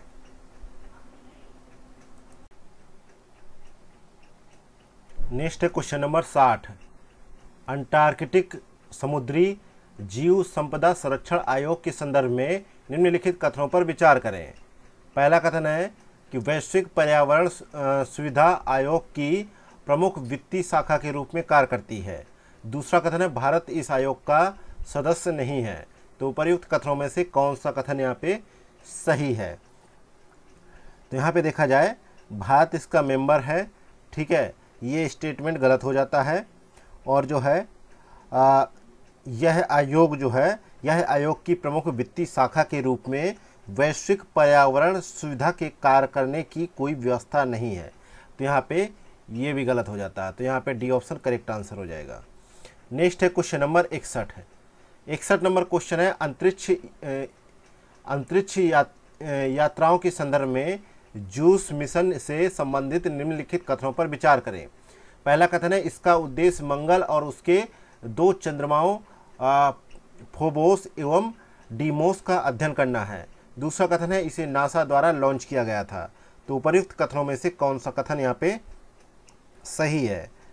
तो जो है हाल ही में जो है यूरोपियन स्पेस एजेंसी ने जो है जूस को यूरोप के स्पेस पोर्ट फ्रेंच गुइना से एरियन 5 रॉकेट के जरिए इसको लॉन्च किया। यह बृहस्पति और उसके चंद्रमाओं तक की यात्रा करेगा। इसे अपनी यात्रा में 8 वर्ष का लंबा समय लगेगा। इसके अलावा जो ऑप्शन में दिया गया है, ठीक है, उनमें से कोई भी कथन सही नहीं है, ठीक है। ना ही इसे नासा द्वारा लॉन्च किया गया है, ठीक है, और ना ही इसका उद्देश्य मंगल और उसके चंद्रमाओं फोबोस एवं डीमोस का अध्ययन करना है। तो यहाँ पे दोनों कथन गलत हो जाते हैं। डी ऑप्शन करेक्ट हो जाएगा। नेक्स्ट है क्वेश्चन नंबर 62। भारत की संचित निधि के संदर्भ में निम्नलिखित कथनों पर विचार करें। पहला कथन है यह एक ऐसी निधि है जिसमें से सभी प्राप्तियां उधार ली जाती हैं और भुगतान जमा किए जाते हैं। दूसरा कथन है संसद द्वारा अनुमति मिलने तक जो है अप्रत्याशित व्ययों को पूरा करना राष्ट्रपति के अधीन है। तो उपर्युक्त कथनों में से कौन सा कथन यहाँ पे सही है? तो 62 में ये देखते हैं कि यहाँ पे पहला स्टेटमेंट सही है, ठीक है, जबकि दूसरा स्टेटमेंट यहाँ पे गलत हो जाता है, ठीक है। दूसरा इसलिए गलत हो जाता है कि इस निधि से कोई धन संसदीय विधि के अलावा किसी अन्य विधि से विनियोजित यानी जारी किया जाता या निकाला नहीं जा सकता है, ठीक है, इसलिए दूसरा स्टेटमेंट यहाँ पे गलत था। नेक्स्ट है क्वेश्चन नंबर 63। हाल ही में सुर्खियों में रहा महाजन आयोग संबंधित है। तो ये जो है किससे संबंधित है? तो यह जो है महाराष्ट्र, कर्नाटक और केरल में सीमा विवाद का समाधान करने से संबंधित है। और उच्चतम न्यायालय ने कर्नाटक के साथ सीमा विवाद को लेकर महाराष्ट्र द्वारा दायर की गई याचिका पर सुनवाई करने का निर्णय लिया है। और यह मुद्दा राज्य पुनर्गठन अधिनियम 1956 के बाद से ही एक बहुत ही ज्वलंत मुद्दा बना हुआ है, ठीक है। नेक्स्ट है क्वेश्चन नंबर 64। लोकसभा की संरचना के संदर्भ में निम्नलिखित कथनों पर विचार करें। पहला कथन है प्रत्येक राज्य को कुछ सीटों का आवंटन ऐसी रीति से किया जाता है कि स्थानों की संख्या से उस राज्य की जनसंख्या का अनुपात सभी राज्यों के लिए समान होगा। दूसरा है प्रत्येक राज्य को प्रादेशिक निर्वाचन क्षेत्रों में ऐसी रीति से विभाजित किया गया है कि प्रत्येक निर्वाचन क्षेत्र की जनसंख्या का उसके लिए आवंटित स्थानों की संख्या से अनुपात जो है समस्त राज्य में समान हो। तो उपर्युक्त कथनों में से कौन सा कथन यहाँ पे सही है? तो 64 में ये देखा जाता है कि जो है यहाँ पे पहला स्टेटमेंट भी सही है, दूसरा भी सही है, तो इसलिए यहाँ पे सी ऑप्शन करेक्ट आंसर हो जाएगा। नेक्स्ट है क्वेश्चन नंबर 65। निम्नलिखित कथनों में से कौन सा अंतर्राष्ट्रीय कराधान में जो है आर्म्स लेंथ सिद्धांत ALP का सटीक वर्णन करता है? तो यहाँ पे 65 में देखा जाए तो सी ऑप्शन है कि इसके लिए आवश्यक है कि संबंधित पक्षों के बीच लेन देन की कीमत इस प्रकार निर्धारित की जाए जैसे कि वे स्वतंत्र और जो है असंबद्ध संस्थाओं द्वारा संचालित किए जा रहे हों। नेक्स्ट है क्वेश्चन नंबर 66। निम्नलिखित कथनों पर विचार करें। पहला कथन है कि विश्व के किसी भी भाग में निवास करने वाले भारतीयों के संबंध में संसद के पास संघ सूची में किसी भी जो है विषय के संबंध में कानून बनाने की विशेष शक्ति है तथा राज्य सूची और समवर्ती सूची दोनों के संबंध में साझा शक्ति है। दूसरा कथन है समवर्ती सूची के संबंध में संसद द्वारा पहले या बाद में बनाए गए कानून राज्य विधानसभाओं द्वारा बनाए गए कानूनों पर जो है अभिभावी होते हैं। तो उपर्युक्त कथनों के संदर्भ में निम्नलिखित में से कौन सा कथन सही है। तो यहाँ पे 66 में देखते हैं कि जो है यहाँ पे पहला कथन गलत है, दूसरा कथन सही है। अगला देखते हैं क्वेश्चन नंबर 67। भारतीय संसद के सदस्यों की शपथ एवं प्रतिज्ञान के संदर्भ में निम्नलिखित कथनों पर विचार करें। पहला कथन है संविधान की 30वीं अनुसूची में देश के राष्ट्रपति के साथ सदस्यों की शपथ का प्रावधान शामिल है। दूसरा कथन है एक व्यक्ति को निर्धारित शपथ या प्रतिज्ञा लेने से पहले सदन में सदस्य के रूप में बैठने या मत देने के लिए प्रत्येक दिन 500 रुपये जुर्माना भरना होता है। तो उपर्युक्त कथनों में से कौन सा कथन यहाँ पे सही होगा। तो यहाँ पे जो है दूसरा कथन तो सही है, लेकिन पहला कथन यहाँ पे गलत हो जाता है। पहला कथन इसलिए गलत हो जाता है कि क्योंकि राष्ट्रपति की शपथ का प्रावधान अनुच्छेद 60 में किया गया है और यह 30वीं अनुसूची का भाग नहीं है। ठीक है, नेक्स्ट है क्वेश्चन नंबर जो है 68। जलवायु परिवर्तन के संदर्भ में वैश्विक ग्रीन हाउस गैस निगरानी अवसंरचना को लॉन्च किया गया है, किसके द्वारा। तो इसको जो है विश्व मौसम विज्ञान संगठन द्वारा लॉन्च किया गया है। बी ऑप्शन करेक्ट आंसर है। इसका उद्देश्य पृथ्वी का तापमान बढ़ाने वाले प्रदूषणों को मापने के लिए बेहतर तरीके से उपलब्ध कराना तथा तथ्यों एवं साक्ष्यों पर आधारित नीति निर्माण में सहयोग करना। नेक्स्ट है क्वेश्चन नंबर 69। भारत के संदर्भ में निम्नलिखित कथनों पर विचार करें। पहला कथन है नगर पालिका का सदस्य बनने हेतु अहिर्त होने के लिए व्यक्ति को 25 वर्ष की आयु प्राप्त करना अनिवार्य है। दूसरा कथन है नगर पालिकाओं की सभी निर्वाचन प्रक्रियाओं की देखरेख, निर्देशन एवं नियंत्रण की शक्ति राज्य निर्वाचन आयोग में निहित होगी। तो उपर्युक्त कथनों में से कौन सा कथन यहाँ पे सही है। तो 69 में देखा जाए, ठीक है, यहाँ पे बी ऑप्शन करेक्ट है। ठीक है, और यहाँ पे पहला ऑप्शन गलत है। ठीक है, तो यहाँ पे जो है बी ऑप्शन यहाँ पे करेक्ट है।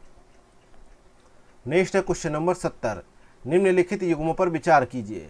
एक तरफ विभाग है, दूसरी तरफ उनसे संबंधित कार्य है। तो आर्थिक कार्य विभाग की बात की जाए तो सामने लिखा है केंद्रीय बजट की तैयारी। ठीक है,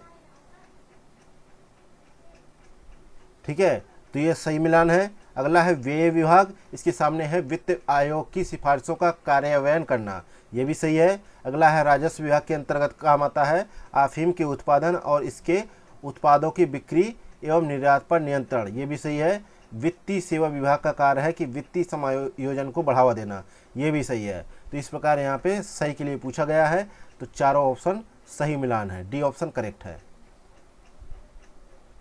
नेक्स्ट है क्वेश्चन नंबर 71। केंद्र सरकार में राज्य मंत्री क्या होता है। तो पहला है एक कैबिनेट मंत्री होता है, केंद्रीय मंत्रिपरिषद का मेंबर होता है, प्रधानमंत्री द्वारा नियुक्त किया जाता है। तो उपर्युक्त कथनों में से कितने कथन सही है। तो यहाँ पे देखा जाए तो केवल एक कथन सही है, कौन सा, दूसरा नंबर, कि जो है केंद्र सरकार में राज्य मंत्री केंद्रीय मंत्रिपरिषद का मेंबर होता है, जबकि एक कैबिनेट मंत्री नहीं होता है और प्रधानमंत्री द्वारा नियुक्त नहीं किया जाता, इसलिए ए ऑप्शन करेक्ट होगा। नेक्स्ट है क्वेश्चन नंबर 72। राष्ट्रीय राजधानी क्षेत्र दिल्ली के संदर्भ में निम्नलिखित कथनों पर विचार करें। पहला कथन है अनुच्छेद 239 ए के द्वारा एस बालकृष्णन समिति की अनुशंसाओं के आधार पर दिल्ली को विशेष दर्जा प्रदान किया गया। दूसरा कथन है संसद जो है राष्ट्रीय राजधानी क्षेत्र दिल्ली के लिए एक सूची के विषयों के संबंध में कानून नहीं बना सकती। तो उपर्युक्त कथनों में से कौन सा कथन सही है। ठीक है, तो यहाँ पे पहला कथन सही है।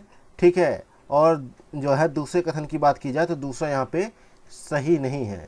ठीक है, तो यहाँ पे जो है संसद जो है राष्ट्रीय राजधानी क्षेत्र के लिए जो है कानून बना सकती है। तो यहाँ पे जो है पहला स्टेटमेंट सही है, जबकि दूसरा गलत है। नेक्स्ट है क्वेश्चन नंबर 73, निम्नलिखित में से कौन से देश कोलंबो सुरक्षा कॉन्क्लेव के मेंबर हैं? श्रीलंका, भारत, सेशेल्स। तो नीचे दिए गए कूट का प्रयोग कर सही उत्तर का चुनाव करें। तो यहाँ पे देखा जाए पहला दूसरा सही है, जबकि सेशेल्स इसका जो है मेंबर नहीं है, क्योंकि जो है इसका गठन भारत, श्रीलंका और मालदीव के त्रिपक्षीय समुद्री सुरक्षा समूह के रूप में किया गया था। बाद में मॉरिशस चौथे सदस्य के रूप में शामिल हुआ, लेकिन बांग्लादेश और सेशेल्स ने पर्यवेक्षक देशों के रूप में इस जो है कॉन्क्लेव में भाग लिया। नेक्स्ट है क्वेश्चन नंबर 74, भारत में शत्रु संपत्ति के संदर्भ में निम्नलिखित कथनों पर विचार करें। पहला कथन है गृह मंत्रालय शत्रु संपत्ति के समग्र जो है प्रबंधन और संरक्षण के लिए उत्तरदायी है। दूसरा कथन है इसे सरकार द्वारा राष्ट्रीय मुद्रीकरण पाइपलाइन के तहत मुद्रीकृत किया गया है। तो उपर्युक्त कथनों में से कौन सा कथन सही है, यह आपको बताना है। तो यहाँ पे जो देखा जाए दो कथन है सही के लिए पूछा गया है, तो दोनों में से कोई भी कथन यहाँ पे सही नहीं है, इसलिए डी ऑप्शन करेक्ट आंसर होगा।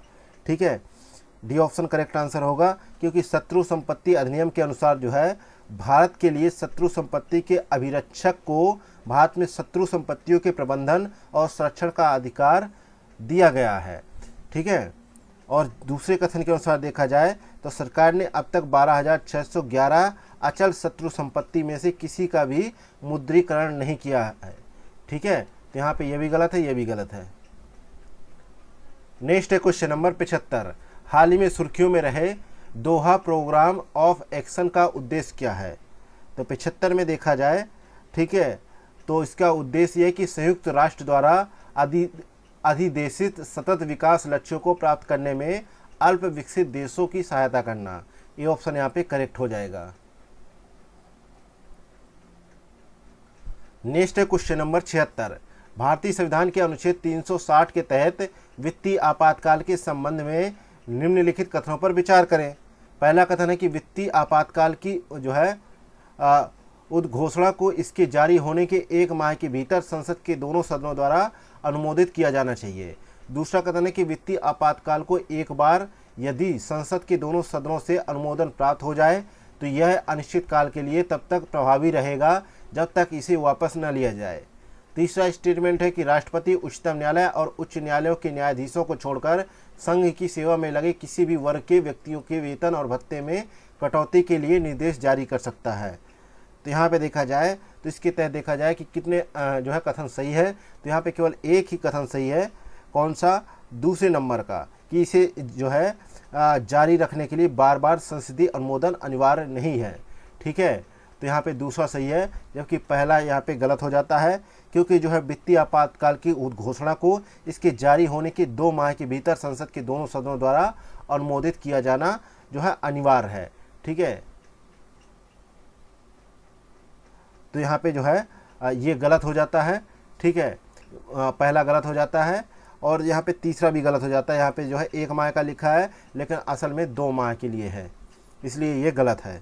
और तीसरा इसलिए गलत है कि वित्तीय आपातकाल के दौरान राष्ट्रपति संघ की सेवा में लगे सभी या किसी वर्ग के व्यक्तियों और उच्चतम न्यायालय और उच्च न्यायालय के न्यायाधीशों के वेतन और भत्ते में कटौती के लिए निर्देश जारी कर सकता है। ठीक है, यहाँ पे जारी नहीं कर सकता है के लिए लिखा है, तो यहाँ पे ये भी गलत है। अगला है क्वेश्चन नंबर 77, निम्नलिखित में से किस अनुच्छेद में उल्लेख किया गया है कि मंत्रियों की नियुक्ति प्रधानमंत्री की सलाह पर राष्ट्रपति द्वारा की जाएगी? तो इसका उल्लेख अनुच्छेद 75 में किया गया है। सी ऑप्शन यहाँ पे करेक्ट आंसर है। नेक्स्ट है क्वेश्चन नंबर 78, प्रधानमंत्री की आर्थिक सलाहकार परिषद के संदर्भ में निम्नलिखित कथनों पर विचार करें। पहला कथन है कि इसकी अध्यक्षता कैबिनेट सचिव द्वारा की जाती है। दूसरा कथन है यह किसी भी आर्थिक मुद्दे का स्वतः संज्ञान लेकर विश्लेषण कर सकती है और प्रधानमंत्री को सलाह दे सकती है। तीसरा कथन है यह प्रधानमंत्री कार्यालय से संबंधित है। तो प्रयुक्त में से कितने कथन यहाँ पे सही है? तो यहाँ पे देखा जाए, ठीक है, कि 78 का क्या सही है? केवल पहला स्टेटमेंट यहाँ पे सही है। ठीक है, तो यहाँ पे जो है दूसरा और तीसरा स्टेटमेंट, केवल एक कथन यहाँ पे सही है। कौन सा कथन है इसके बारे में देख लेते हैं। दूसरा स्टेटमेंट यहाँ पे सही है, जबकि जो है पहला और तीसरा यहाँ पे गलत है। नेक्स्ट है क्वेश्चन नंबर 79, केंद्र द्वारा उद्ग्रहित लेकिन राज्यों द्वारा संग्रहित और विनियोजित किए जाने वाले शुल्कों के संदर्भ में निम्नलिखित कथनों पर विचार करें। पहला कथन है, ऐसे शुल्क भारत सरकार द्वारा संग्रहित किए जाते हैं तथा उन्हें किसी भी केंद्र शासित प्रदेश में लागू किया जा सकता है। दूसरा कथन है, किसी भी राज्य के भीतर उद्ग्रहित किए गए ऐसे शुल्कों से प्राप्त आय भारत की संचित निधि का हिस्सा नहीं होती है। तो उपर्युक्त कथनों में से कौन से कथन यहाँ पे सही है? तो यहाँ पे 79 का जो है देखा जाए तो यहाँ पे जो है पहला दूसरा दोनों कथन सही है। तो यहाँ पे देखा जाए तो दोनों कथन सही है। ठीक है, आगे बढ़ते देखते क्वेश्चन नंबर 80। भारत में निम्नलिखित में से किस संवैधानिक संशोधन द्वारा अनुच्छेद 352 के तहत आपातकाल की उद्घोषणा के आधारों में से एक के रूप में मूल पद आंतरिक अशांति को सशस्त्र विद्रोह पद से प्रतिस्पादित किया गया है? तो यहाँ पे देखा जाए 80 का सही जवाब है डी ऑप्शन, 44वें संशोधन द्वारा। डी ऑप्शन यहाँ पे करेक्ट आंसर हो जाएगा। ये कब हुआ था? 1978 में। नेक्स्ट है क्वेश्चन नंबर 81। मुख्यमंत्री के पद के संदर्भ में निम्नलिखित कथनों पर विचार कीजिए। पहला कथन है, मुख्यमंत्री का कार्यकाल संविधान द्वारा निर्धारित नहीं किया गया है। दूसरा कथन है, मुख्यमंत्री के वेतन एवं भत्ते राज्यपाल द्वारा निर्धारित किए जाते हैं। तीसरा कथन है, मुख्यमंत्री अपना पद ग्रहण करने से पहले भारत की संप्रभुता और अखंडता को बनाए रखने की शपथ लेता है। चौथा कथन है, वह राज्य लोक सेवा आयोग के सदस्यों को पद से हटाए जाने के संबंध में राज्यपाल को सलाह देता है। तो उपर्युक्त कथनों में से कितने कथन सही हैं? तो यहाँ पे देखा जाए तो 81 में देखा जाए तो केवल 2 कथन सही है। कौन कौन से? एक तो पहला कथन सही है कि मुख्यमंत्री का कार्यकाल संविधान द्वारा निर्धारित नहीं किया गया है। तो मुख्यमंत्री का कार्यकाल जो है निश्चित नहीं होता तथा वह राज्यपाल के प्रसाद पर्यंत पद धारण करता है। हालांकि इसका अर्थ यह नहीं कि राज्यपाल उसे किसी भी समय जो है पद से हटा सकता है, या राज्यपाल उसे तब तक जो है पद से नहीं हटा सकता जब तक कि उसे विधानसभा में बहुमत का समर्थन प्राप्त होता है। ठीक है, हालांकि यदि वह विधानसभा का विश्वास खो देता है तो उसे त्यागपत्र देना होगा या राज्यपाल उसे पद से हटा देगा। इसके अलावा जो है दूसरा कथन इसमें सही नहीं है कि मुख्यमंत्री के वेतन एवं भत्तों का निर्धारण राज्य विधानमंडल द्वारा किया जाता है। ये जो है गलत है। अगला है जो है, मुख्यमंत्री का पद ग्रहण करने से पहले राज्यपाल उसे पद एवं गोपनीयता की शपथ दिलाता है। अपने पद की शपथ में मुख्यमंत्री भारत की संप्रभुता और अखंडता को बनाए रखने का शपथ लेता है। ठीक है, इस प्रकार यहाँ पे तीसरा सही है, पहला सही है। लेकिन चौथा यहाँ पे गलत हो जाता है कि राज्य लोक सेवा आयोग के मेंबरों को राष्ट्रपति द्वारा ही पद से हटाया जा सकता है, ना कि जो है राज्यपाल द्वारा। तो ये भी गलत है।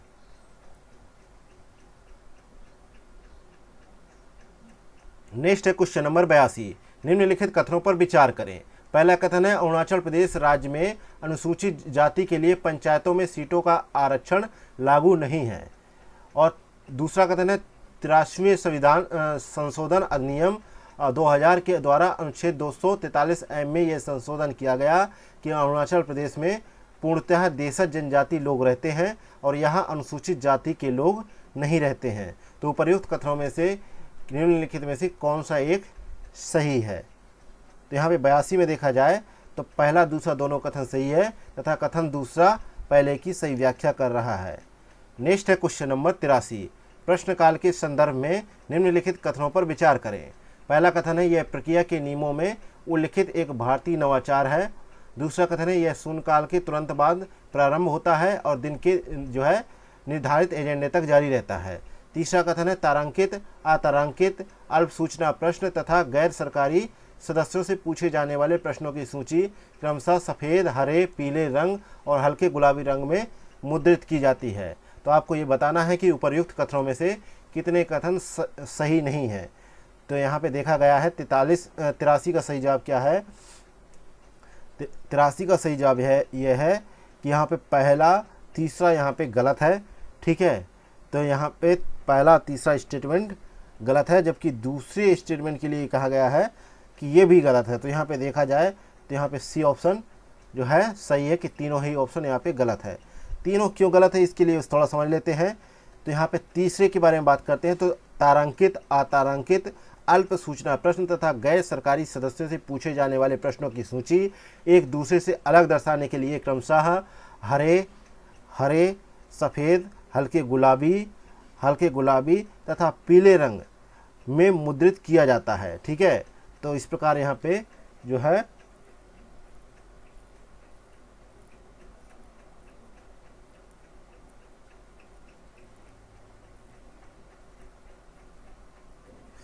तो यहाँ पे तीसरा स्टेटमेंट जो है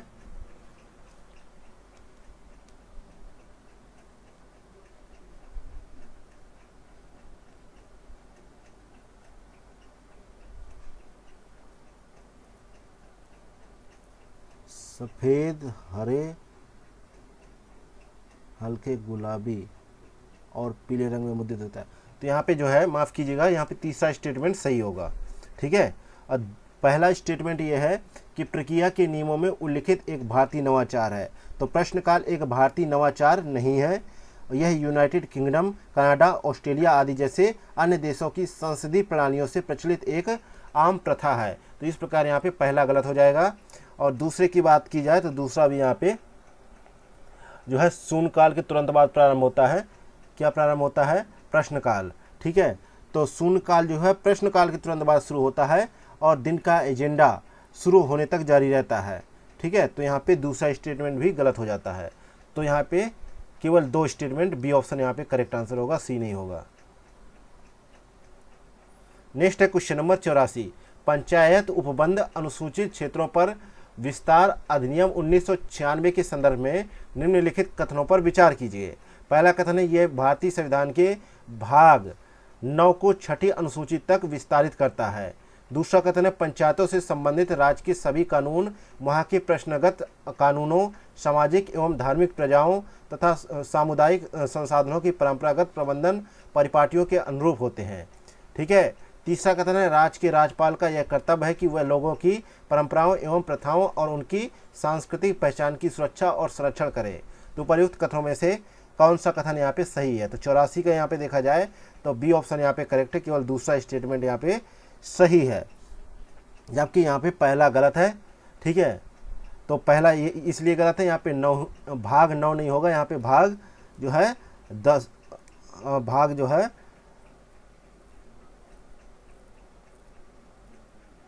भाग 9 को कुछ संशोधनों और अपवादों के साथ अनुच्छेद 244 के खंड 1 के तहत 10 राज्यों के 5वीं अनुसूची के क्षेत्र तक विस्तारित है। तो यहाँ पे 6ठी की जगह 5वां होना चाहिए, इसलिए यहाँ पे पहला स्टेटमेंट गलत हो जाता है। ठीक है, और दूसरा स्टेटमेंट है तो सही है। ठीक है, तीसरा स्टेटमेंट की बात की जाए तो यहाँ पे तीसरा स्टेटमेंट भी गलत है, क्योंकि प्रत्येक ग्राम सभा अपने लोगों की परंपराओं एवं प्रथाओं, उनकी सांस्कृतिक पहचान, सामुदायिक संसाधन तथा जो है विवाद निवारण के परंपरागत तरीकों की सुरक्षा एवं संरक्षण करेगी। तो यहाँ पे तीसरा स्टेटमेंट भी गलत है। अगला है क्वेश्चन नंबर 85। राज्य के महाधिवक्ता के संदर्भ में निम्नलिखित कथनों पर विचार करें। पहला कथन है कि संविधान में राज्य के महाधिवक्ता को हटाने की प्रक्रिया और आधारों को उपबंधित नहीं किया गया है। दूसरा स्टेटमेंट है कि 10 वर्ष तक न्यायिक जो है पद धारण करने वाला एक भारतीय नागरिक राज्य के महाधिवक्ता की नियुक्ति के लिए पात्र हो। और तीसरा स्टेटमेंट है कि महाधिवक्ता का जो है पारिश्रमिक राज्यपाल द्वारा निर्धारित किया जाता है। तो उपर्युक्त में से कितने कथन यहाँ पे सही है? तो यहाँ पे सभी तीनों कथन सही है, सी ऑप्शन राइट होगा। नेक्स्ट है क्वेश्चन नंबर 86। किसी राज्य में उप मुख्यमंत्री पद के संदर्भ में निम्नलिखित कथनों पर विचार करें। पहला कथन है, भारत के संविधान में इसका उल्लेख नहीं किया गया है। दूसरा कथन है, इसका रैंक राज्य में कैबिनेट मंत्री के समकक्ष होता है और यह उन सभी लाभों को प्राप्त करता है जिसके लिए एक कैबिनेट मंत्री हकदार होते हैं। तीसरा कथन है, उप मुख्यमंत्री को आवंटित बजट से अधिक कोई भी व्यय करने के लिए मुख्यमंत्री से अनुमति लेनी होती है।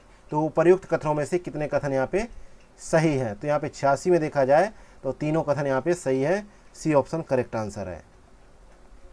नेक्स्ट है क्वेश्चन नंबर 87। धन विधेयक के संदर्भ में निम्नलिखित कथनों पर विचार करें। पहला कथन है, इसमें केवल भारत की संचित निधि पर भारित किसी व्यय की उद्घोषणा या इस प्रकार के किसी व्यय की राशि में वृद्धि करने से संबंधित प्रावधान शामिल है। दूसरा स्टेटमेंट है कि किसी विधेयक को केवल इस कारण से धन विधेयक नहीं माना जाएगा कि इसमें जुर्माने या अन्य धनी जो है शास्तियों के अधिरोपण का प्रावधान शामिल है। तीसरा स्टेटमेंट है कि राष्ट्रपति किसी धन विधेयक को पुनर्विचार के लिए सदनों को वापस नहीं कर सकता है। तो उपर्युक्त कथनों में से कितने कथन यहाँ पे सही हैं? तो 87 में ये देखते हैं हम कि यहाँ पे तीनों ही कथन सही है इसमें भी, तो सी ऑप्शन यहाँ पे करेक्ट आंसर हो जाएगा। धन विधेयक का उल्लेख संविधान के अनुच्छेद 110 में किया गया है। इसके अनुसार जो है कोई भी विधेयक तब धन विधेयक माना जाएगा जब उसमें केवल जो है कुछ जो विषय हैं उनसे संबंधित उपबंधों को सम्मिलित किया जाएगा, जैसे कि किसी कर का अधिरोपण जो है उत्सादन, परिहार, परिवर्तन या विनियमन, या केंद्र सरकार द्वारा उधार दिए गए धन का विनियमन, या जो है भारत की संचित निधि से धन का विनियोग, या जो है भारत की संचित निधि पर भारत किसी व्यय की उद्घोषणा, या इस प्रकार के किसी व्यय की राशि में वृद्धि। तो इस प्रकार यहाँ पे तीनों स्टेटमेंट सही हैं। नेक्स्ट है क्वेश्चन नंबर 88। भारत सरकार के कार्य संचालन के संदर्भ में निम्नलिखित कथनों पर विचार करें। पहला कथन है संघ के सभी कार्यकारी आदेश राष्ट्रपति के जो है नाम पर दिए जाते हैं। दूसरा स्टेटमेंट है कि मंत्रिमंडल सचिवालय को आवंटित भारत सरकार का कार्य प्रधानमंत्री को आवंटित माना जाएगा। तो उपर्युक्त कथनों में से कौन सा कथन यहाँ पे सही है? तो यहाँ पे देखा जाए 88 का, तो दोनों ही कथन यहाँ पे सही हो जाएंगे, सी ऑप्शन करेक्ट होगा। नेक्स्ट है क्वेश्चन नंबर 89। हाल ही में शब्दावली जो है कैंडिडा ऑरिस को सुर्खियों में देखा गया था, यह एक क्या है? तो यह एक क्या है? तो यह एक जो है कवक है, बी ऑप्शन करेक्ट आंसर है। नेक्स्ट है क्वेश्चन नंबर 90। निम्नलिखित कथनों पर विचार करें। पहला कथन है कि समय पूर्व विघटन के पश्चात पुनर्गठित नगरपालिका 5 वर्ष की पूर्ण अवधि तक कार्य न करके केवल बची हुई अवधि के लिए ही कार्य करेगी। दूसरा कथन है नगरपालिका का विघटन करने से पहले उसे सुनवाई का उचित अवसर दिया जाएगा। तो उपर्युक्त कथनों में से कौन सा कथन यहाँ पे सही है? तो 90 में देखा जाए तो यहाँ पे दोनों कथन सही है, और इनका उल्लेख जो है संविधान के अनुच्छेद 243 यू के तहत किया गया है। इसके तहत प्रत्येक नगरपालिका की कार्यकाल अवधि 5 वर्ष निर्धारित है, ठीक है, और इसे निर्धारित अवधि से पूर्व भी विघटित किया जा सकता है। नेक्स्ट है क्वेश्चन नंबर 91। भारतीय संसद में दल बदल के संदर्भ में निम्नलिखित कथनों पर विचार करें। पहला कथन है कि किसी सदन का नाम निर्देशित सदस्य उस सदन की जो है मेंबरशिप के लिए अयोग्य हो जाएगा यदि वह सदन में अपनी सदस्यता ग्रहण करने की तारीख से 6 माह तक किसी भी राजनीतिक दल की सदस्यता ग्रहण कर लेता है। दूसरा है जो है IR होलोहन मामले में उच्चतम न्यायालय ने स्पष्ट किया कि दल बदल के संबंध में पीठासीन अधिकारी का निर्णय न्यायिक समीक्षा के अधीन है। तो उपर्युक्त कथनों में से कौन सा कथन यहाँ पे सही है? तो 91 में देखा जाए तो पहला स्टेटमेंट सही है, क्योंकि जो है 10वीं अनुसूची में दल बदल के आधार पर संसद और राज्य विधानसभाओं के सदस्यों की अयोग्यता से संबंधित उपबंधों का वर्णन किया गया है, जिसमें जो है कुछ प्रावधान किए गए हैं, और जो है यहाँ पे देखा जाए तो पहला स्टेटमेंट सही हो जाएगा क्वेश्चन के अनुसार, लेकिन दूसरा स्टेटमेंट यहाँ पे देखा जाए तो जो है यहाँ पे गलत होगा। नेक्स्ट है क्वेश्चन नंबर 92। 7वीं अनुसूची के निम्नलिखित विषयों पर विचार कीजिए। पहला शिक्षा, दूसरा नाप एवं तौल, दूसरा वन अधिकार, तीसरा वन अधिकार, चौथा विवाह, पांचवा उत्तराधिकार। तो उपर्युक्त में से कितने समवर्ती सूची के अंतर्गत शामिल हैं विषय हैं? तो यहाँ पे समवर्ती सूची के तहत जो है 52 विषय शामिल किए गए हैं। मूलतः 47 विषय थे, जैसे कि आपराधिक कानून प्रक्रिया, सिविल प्रक्रिया, विवाह का जिक्र आ गया, और उत्तराधिकार, जनसंख्या नियंत्रण एवं परिवार नियोजन, विद्युत, जल कल्याण, श्रम कल्याण माफ कीजिएगा, आर्थिक एवं सामाजिक समायोजन, मादक द्रव्य यानी ड्रग्स, समाचार पत्र, पुस्तकें एवं मुद्रायण यानी प्रिंटिंग प्रेस। तो यहाँ पे 2 का जिक्र है, तो यहाँ पे सही जवाब क्या होगा? 2 का जिक्र आया है, तो ये जो है क्या है, कितने समवर्ती सूची के अंतर्गत शामिल हैं, ठीक है। लेकिन जो है 42वां संशोधन अधिनियम 1976 लागू हुआ, जिसके तहत 5 विषयों को राज्य सूची से समवर्ती सूची में शामिल किया गया। ये 5 विषय हैं: शिक्षा, वन अधिकार, नाप एवं तौल, वन्य जीवों एवं पक्षियों का संरक्षण, इसके अलावा न्याय प्रशासन। तो यहाँ पे 5 सही है, इसलिए डी ऑप्शन यहाँ पे करेक्ट आंसर हो जाएगा। अगला है क्वेश्चन नंबर 93। भारतीय संविधान के अनुच्छेद 356 के तहत उद्घोषित राष्ट्रपति शासन के संदर्भ में निम्नलिखित कथनों पर विचार करें। पहला कथन है, राष्ट्रपति शासन के प्रवर्तन हेतु राष्ट्रपति द्वारा की गई उद्घोषणा न्यायिक समीक्षा के अधीन है। दूसरा कथन है, राष्ट्रपति शासन वापस लेने की राष्ट्रपति की उद्घोषणा के लिए संसदीय अनुमोदन की आवश्यकता नहीं होती है। तीसरा कथन है कि सर्वप्रथम राष्ट्रपति शासन वर्ष 1959 में केरल में लगाया गया था। उपर्युक्त कथनों में से कितने कथन यहाँ पे सही है? तो 2 कथन यहाँ पे सही है, ठीक है। 2 कौन कौन से सही है? एक तो पहला सही है, एक तो दूसरा सही है, लेकिन तीसरा स्टेटमेंट यहाँ पे गलत है, क्योंकि अनुच्छेद 356 का उपयोग पहली बार 1954 में किया गया।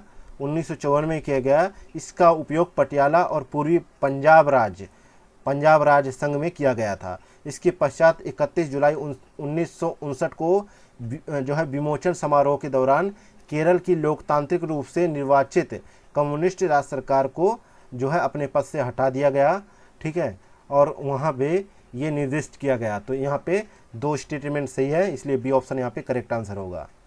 अगला है क्वेश्चन नंबर 94। जिला योजना समिति के संदर्भ में निम्नलिखित कथनों पर विचार करें।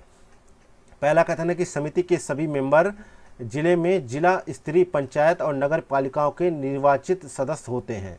दूसरा कथन है कि ग्रामीण और शहरी आबादी का प्रतिनिधित्व समान अनुपात में होता है। तो उपर्युक्त कथनों में से कौन सा कथन यहाँ पे सही है? तो 94 में देखा जाए तो दोनों में से कोई भी कथन यहाँ पे सही नहीं है। डी ऑप्शन यहाँ पे करेक्ट होगा, ठीक है, क्योंकि इस अधिनियम के अनुसार जिला योजना समिति के 4/5, ठीक है, सदस्य जो है जिले में जिला पंचायत और नगर पालिकाओं के निर्वाचित सदस्यों द्वारा अपने बीच से निर्वाचित किए जाएंगे, ठीक है। और जो है समिति में इन सदस्यों का प्रतिनिधित्व जिले की ग्रामीण एवं शहरी जनसंख्या के अनुपात में होना चाहिए, ठीक है। तो यहाँ पे दोनों कथन जो है गलत हो जाते हैं।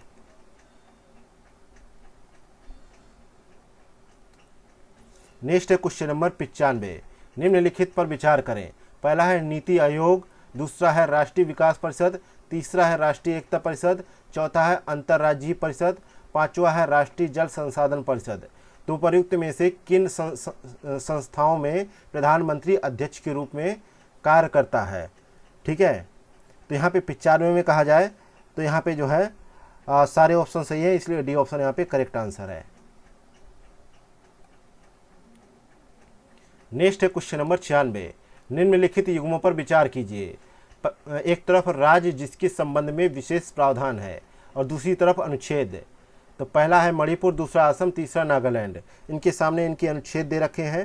तो यहाँ पे देखा जाए तो अनुच्छेद दे रखा है, तो इन पे देख लेते हैं। 371A इसके तहत जो है नागालैंड होना चाहिए, जो कि गलत है। और जो है 371B इसके सामने असम, तो ये सही है। अगला है नागालैंड, तो यहाँ पे 371C के सामने होना चाहिए मणिपुर, ठीक है, तो ये भी गलत है। तो यहाँ पे केवल एक ऑप्शन सही है। नेक्स्ट है क्वेश्चन नंबर 97।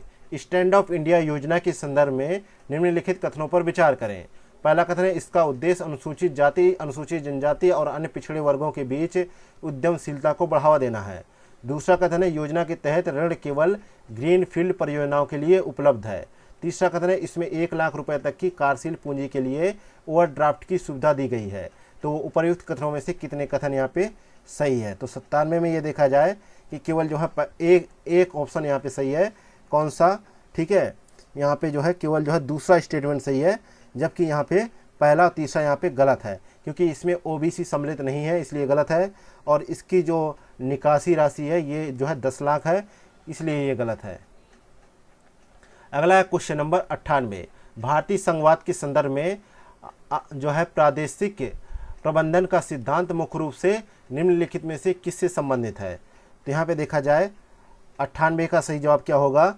जो है सी ऑप्शन, राज्य विधानमंडलों की राज्य जो है क्षेत्रातीत कानून बनाने की शक्ति का जो है दायरा निर्धारित करने से संबंधित है, इसलिए यहाँ पे सी ऑप्शन करेक्ट है। नेक्स्ट है क्वेश्चन नंबर 99। निम्नलिखित कथनों पर विचार करें। पहला कथन है कि जो है छद्म विधायन के सिद्धांत का उपयोग कानून बनाने की क्षमता या योग्यता के प्रश्नों के निर्धारण के मामले में किया गया है। दूसरा कथन है कि जब यह निर्धारित करने का प्रश्न आता है क्या कोई विशेष कानून किसी विशेष विषय से संबंधित है तो न्यायालय मामले के सार और वास्तविक प्रकृति को देखता है।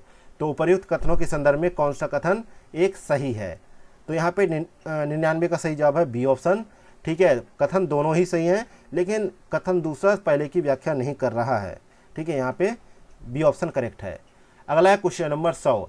केंद्र और राज्य सरकारों के बीच कार्यों के प्रत्यायोजन के संदर्भ में निम्नलिखित कथनों पर विचार करें। पहला कथन है राज्य सरकार की सहमति से संसद कार्यकारी और विधायी दोनों कार्य राज्यों को प्रत्यायोजित कर सकती है। दूसरा कथन है किसी राज्य का राज्यपाल केंद्र सरकार की सहमति से उसे राज्य के किसी भी कार्यकारी कार्य को सौंप सकता है। तो उपर्युक्त कथनों में से कौन सा कथन यहाँ पे सही है? तो यहाँ पे देखा जाए 100 नंबर में तो यहाँ पे केवल दूसरा स्टेटमेंट सही है। ठीक है, बी ऑप्शन यहाँ पे करेक्ट आंसर है, जबकि यहाँ पे पहला स्टेटमेंट यहाँ पे गलत है। ठीक है, इसी के साथ ही विजन आईएएस का टेस्ट क्रमांक नंबर 10वें का यहीं पे समापन होता है। मिलते हैं नेक्स्ट वीडियो में। Thank you for watching examophobia YouTube channel.